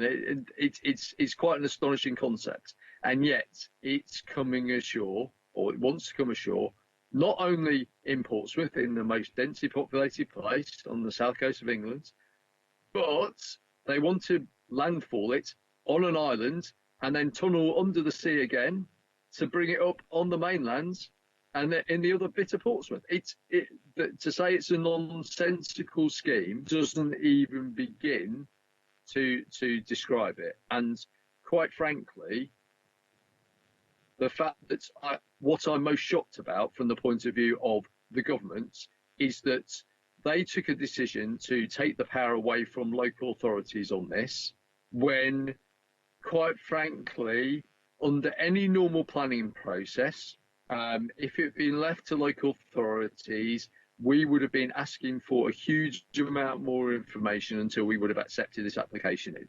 There would have been a huge amount more work. The questions that would have been asked for them to answer before the application would have been put in. I know Ian and his team would have made sure that they were that they would, in the pre-application stage, would have been asking a lot of those questions and making sure they were answered, because quite frankly, when we as councillors had a meeting last month about this, I was shocked and astounded by the amount of questions, queries that were not answered, that had not been answered by the applicants. I was astonished that there is virtually zero mitigation that's been put in place. There's been no offer of mitigation on things like the Fort Cumberland Road car park, where they're looking at taking it out of 75% at least of it out of action for a year, and at least 50% of it out of action for pretty much the whole of the project. These are astonishing things that have not been answered, that are not being addressed at all by the applicants. They still haven't got a single route all the way up, which again is astonishing, and yet they're in the stage of, we've got a month and 4 days before the hearing takes place. It really is treating our communities with contempt, and it's not just our community in Portsmouth, it's also the community in Havant Council area, in the Waterlooville area, in East Hampshire around Clanfield and Horndean, and indeed go to Lovedean. And this picture of where I cycled earlier in the summer is just the west, where this is supposed to come up in Lovedean, a beautiful part of the South Downs. So this is affecting communities right across our area. It is uniting communities in opposing it. It is uniting parties on all the councils that this is planned to go through in opposing it. It seems to be a project that is an answer in search of a question. And the most important thing is, it's been done in this area for one reason, and one reason alone, that National Grid have decided that they don't want to invest in their energy network in terms of substations, and so they posited that Lovedean was the easiest, cheapest option for them to connect it to the national network. And quite frankly, it should be more important about the effect on human beings than the profits and the ease of cost for a big multinational corporation like National Grid and a very wealthy developer like Aquins. And so I'm really pleased to support the recommendations here that continues our opposition to this scheme, and I will continue working with all people in our community in Portsmouth and outside, and all political parties, to oppose this. And I really hope that everyone can get on board with that work that we're doing, and we'll be discussing this again next week at full council. But it's a poor scheme that this city does not need. It doesn't bring any benefit to the city, and just cause enormous amounts of disruption to our community. So thank you for the report, Ian and your team, and thank you for everything you're doing in putting very, very clearly the point of view of the council across, and raising those questions about what are those mitigations, what are the things that we need from Aquins, should, and I hope it doesn't, but should this go ahead, because if this does go ahead, then there is a huge amount of mitigation that needs to be put in place, because otherwise this city will be incredibly badly affected for a project that quite frankly we do not need. in this area. Okay, thank you very much, Matt. Kieran, you're with us, and Kieran's our planning lawyer and has been doing a lot of work on this. I'm just wondering, is there any comments that you wanted to add since you're with us? I would just flag that in relation to the allotments that Ian's touched on, there will be a letter in response to questions we've received from the planning inspectorate asking us to flesh out what our concerns are around the allotments in formal and technical terms. So that will be produced today and sent to the planning inspectorate this evening. So yeah, that's probably a pertinent piece of work for you to be aware of. Yeah. Okay. Thank you very much. Colleagues, this meeting was scheduled for 2 hours. I don't want to rush people, but officers will need to be somewhere else. So I'm going to go to Lee and then close out this item and move to the last item so that we can get finished fairly promptly. Lee? Yeah, thank you very much indeed. I mean, like the Warden report that we looked at there, this is our administration, this administration representing the people of Portsmouth, listening to what they are saying, and they don't want this. And this Liberal Democrat administration has found the money to fund the opposition that it would have been very hard for residents to come together to find that kind of money, even with a crowdfunder, to fight this particular case. So I am, as a resident of Portsmouth, I'm enormously grateful to all my colleagues and for finding that money, and to the officers who I know are very hard pressed right now for doing what they are doing. And it's a lot of responsibility for them, and I know they're working late at night. Last, I'd like to say this. To me, this is vandalism. It is vandalism, and it's sending a scar straight up the spine of Portsmouth. Nobody wants it, and we're all very well aware of the political machinations behind it, and it's so wrong, isn't it? If it was right, we wouldn't be opposing it. But the people of Portsmouth know that it's wrong, and like all of us, I live here too, and I know that it is wrong. So for me, this is just a vandalism. There's absolutely no benefit that I understand is going to come to Portsmouth from this at all. Only a lot of hardship, which has been previously described. It's sheer vandalism by the government, in particular, an uncaring Tory government that doesn't seem to give a darn fig about Portsmouth. Thank you, Chair. Thank you, Lee. Now, in order to comply with process, colleagues, just to explain to any residents who are watching us today, that we accepted a written deputation from the campaign group Let's Stop Ackwind. And normally we would have that written deputation after the officer's presentation. But I think due to the strength of community feeling, it was appropriate on this one that the Let's Stop Ackwind group should have the last say on this item. So Anna, would you please read out their deputation for us? Right, deputation from Viola Langley of Let's Stop Ackwind. I am here today to represent our grassroots movement, Let's Stop Ackwind. The last 4 weeks have been very informative and have made us change our focus and revise our aim. We originally just objected to the route, but now object to the whole interconnector project on environmental, economic and ethical grounds. It is wrong for Portsmouth, wrong for anywhere on the south coast and wrong for northern France. Currently we have over 1,400 active members, some of whom have dedicated themselves to investigate all aspects of the Ackwind project. That is our strength. We are here to raise awareness. We are not experts, but try to find evidence which will support all the objections. We applaud the fact that full council support has been given to try to stop Ackwind coming through Portsmouth, but we go much further. Our geographical scope includes the whole proposed route from Normandy to Lovedene. We are sharing concerns, documents and other evidence with residents groups, environmental bodies and public institutions far and wide, from the allotment holders in Eastney to the European Commission. While we recognise that councils involved must focus on their specific local issues, we would like to ask this question. Are you and your officers consulting and conferring with other local authorities to make best use of all resources? We have had to crowdfund ourselves to get printed our first leaflet to make people really aware of what is coming their way.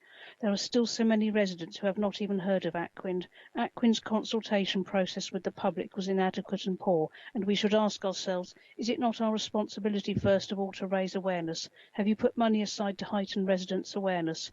On the other hand, our first success as a group was to get the planning inspectorate to allow consideration of several hundred additional public responses received after the consultation deadline. time, the vast majority of which were from people who up until very recently were entirely unaware of Aquind. If we understand the process correctly, we have about 9 months ahead of us prior to the final outcome. We are aiming for tens of thousands of people to be ready to appeal the decision should it get that far and go against us. Our contacts in France tell us and have supporting evidence that a decision by the MREA is pending. Should approval be refused, inevitable delays and a public inquiry will ensue. Have you had already contacts with France? Are you prepared to take on the new issues which have arisen since the original application? 1. Interconnector capacity. Since Aquin started their project, a number of new interconnectors have either been built or are under construction or far advanced in their planning. Aquin is no longer needed. Political will in the direction of renewable resources. The PM announced the need for more renewable energy and become independent from Europe. Yet we are supposed to want this privately funded interconnector cable. 3. Brexit. We are leaving the EU end of December. What consequences is this going to have on our energy supply from Europe? What are the consequences for the consumers? What about energy sovereignty? 4. Climate change and climate emergency. Aquin's cables are designed to carry nuclear power generated in northern France. Is this source not fundamentally incompatible with the Council's renewable energy and climate change policy? Mitigation does not deal with these issues. 5. The COVID effect. We are being forced to change the way we live, to take care of what we have, waste less, look for sustainable ways of living, and we will be able to go back to the so-called normal. Electrical demand has fallen sharply since COVID. Check out the global figure. A new economic model. Businesses are realising that huge commercial and retail spaces do not need to be lit or heated. Home working might become the norm. 7. The validity of the inclusion of two huge capacity data cables. Should this be allowed to slip into the project by stealth? Aquin would like the potential for a telecommunication network for commercial use. 8. Business model. Due diligence on Aquin Limited. A. 1.2 billion is mentioned for the project. Independent assessment suggests this is nowhere near enough. Inadequate funding could mean unfinished construction sites. B. Loss of PCI status. C. Aquin's company's house records show ownership of the project is very fluid concept. D. Aquin is seeking exemptions from the pricing mechanisms protecting consumers. 9. The morality of the affair. We question the morality of this business. Where does the money for this project come from? The cash for favours issue. Should we accept this practice? Will this council get behind a huge public push on appeal to help mitigate the democratic deficit of the original process? This is a grassroots movement where serious questions have been presented to us and we are seeking answers. We need to reveal the truth behind this project. Could some of the contingency fund be used to investigate the issues we raise? This is an emergency and we need your support. Let's come together as a proud city to stop this damaging and pointless private project being imposed on us against our will. Let's stop Aquin. And that's the end of the deputation.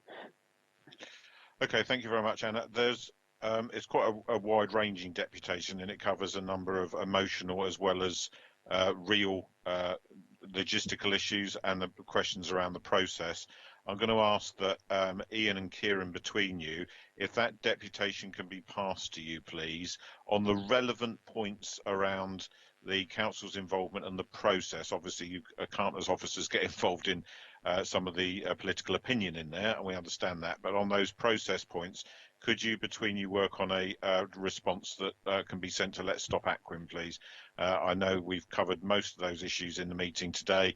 The group can be very assured we've gone and stood with you on the shoreline as an administration, so we are very committed to making sure that we do all we can on this, and we've got some highly skilled people working with the team at the council to make sure that we're doing all we can to oppose this and get the very best outcome from the city. And as Ian quite rightly stressed, it is important that should we fail and any subsequent appeal fail, that what we have done is fought to minimise the impact of this stupid scheme on our city that none of us want to see here. So we do stand with you. Let's Stop Aquin. Please be assured of that. And by way of this meeting now, I'm asking for Ian and Kieran to just compile a response to you, please, on the specific points that you've raised that we are able to influence and address. Some of them obviously are for a wider audience, and we don't. I think it's safe to say we don't necessarily disagree with your concerns. Let me leave it at that. So, colleagues, are we happy to accept those recommendations? we are. Thank you very much indeed. And thank you, Ian and Kieran, particularly for the huge amount of time and effort that you've both put into this. I know that, and for the Let's Stop Aquin group, if you're watching, these guys have been working till midnight some nights on this. They've put in a huge amount of time and effort. So thank you both very much indeed. And our very best wishes for all the work you're going to continue to do over the next couple of months or so, right through till March, because it's making a difference and you're sticking up for the people of our city. Thank you. Okay, colleagues, we're now on to item 9, which is the Fair Trade and Nestlé paper.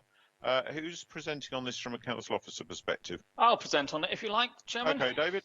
Okay, so it's just to bring to your attention the fact that Nestlé, well, we've been a fair trade city, I think, since 2004 now, and that was reinforced back in 2019 when I think it was Councillor Mason took a motion through council.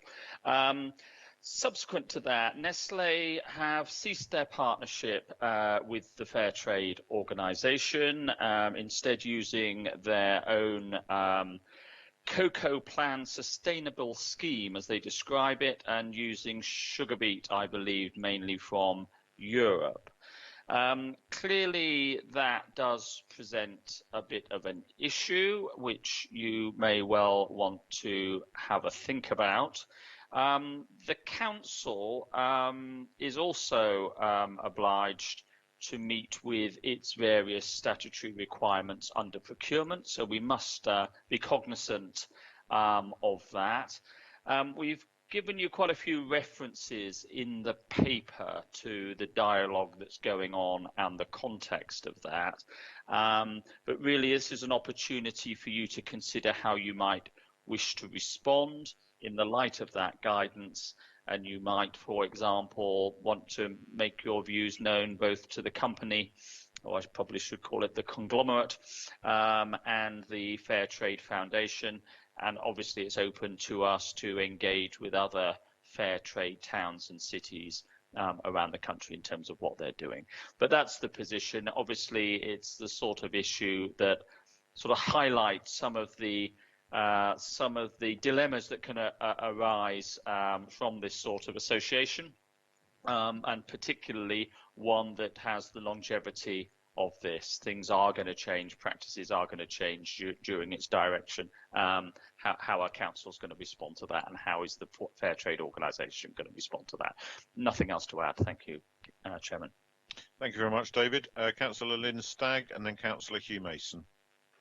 Thank you, Chair. According to Nestlé, the scheme is to ensure there's a sustainable supply of cocoa, because there's an increase in demand for cocoa, and unfortunately a lot of the farmers are small farmers, and lots of their trees are diseased, so the production is lower than it would be. But there's no mention at all in their blurb about it of maintaining decent wages for the workers. They're going to put a lot of stuff in, like putting in disease-resistant trees and providing social improvements for the farmers, including schools. There's absolutely nothing whatsoever about maintaining the high standards of wages for the farmers, which is what fair trade was all about, making sure that they were getting a fair price for their goods, and there's none of that in there. But they're not the only ones who've done it. Cadbury's have also done it in 2016. So, if you're going to have a go at Nestlé, we could have a go at Cadbury's and many others maybe, I don't know. I haven't found out any more. But the scheme itself sounds a good scheme. And they have worked with the Fair Trade Association, but it looks as if things like this are going to be happening in many other areas, and that may put an end to fair trade, full stop, because if the people are pulling out, producers are pulling out of the fair trade schemes, then it will eventually collapse. And there is no independent judgment on it. There's nobody. Fair trade sort of kept an eye on things. But if they go to loan, they're their own judges, and obviously they're a lot more likely to judge in their own favour rather than for the national good. So I think it's something to be careful about.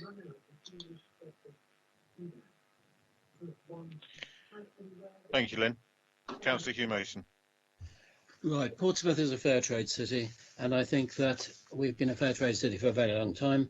We need to take cognizance of the fact that Nestle, alongside Cadbury, has pulled out of this fair trade agreement. I'm very well aware that the world trade in cocoa is becoming very much more competitive, but I am also aware that the Anti-Slavery Society, Anti-Slavery International, has reported on child labour, unfair practices, very low wages in Côte d'Ivoire, and the End Slavery Corporation of the United States has raised the same concerns, noting that Nestle, Mars and Hershey have broken the pledges they made on child labour and on fair labour. And that report was, I think, 2019 that they made that report. So there are serious concerns here about the labour practices in the cocoa industry. And the Rainforest Alliance, which Nestle have used as a substitute, is primarily concerned with protecting nature, and questions about communities are only second to the protection of the natural environment. So I think we have an issue here which we need to address. And I think the first action we should take is to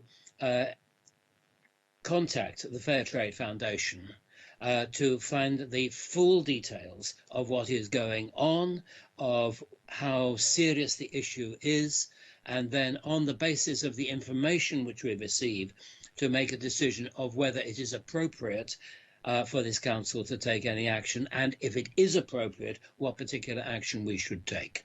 So I would propose that as a way forward. Thank you.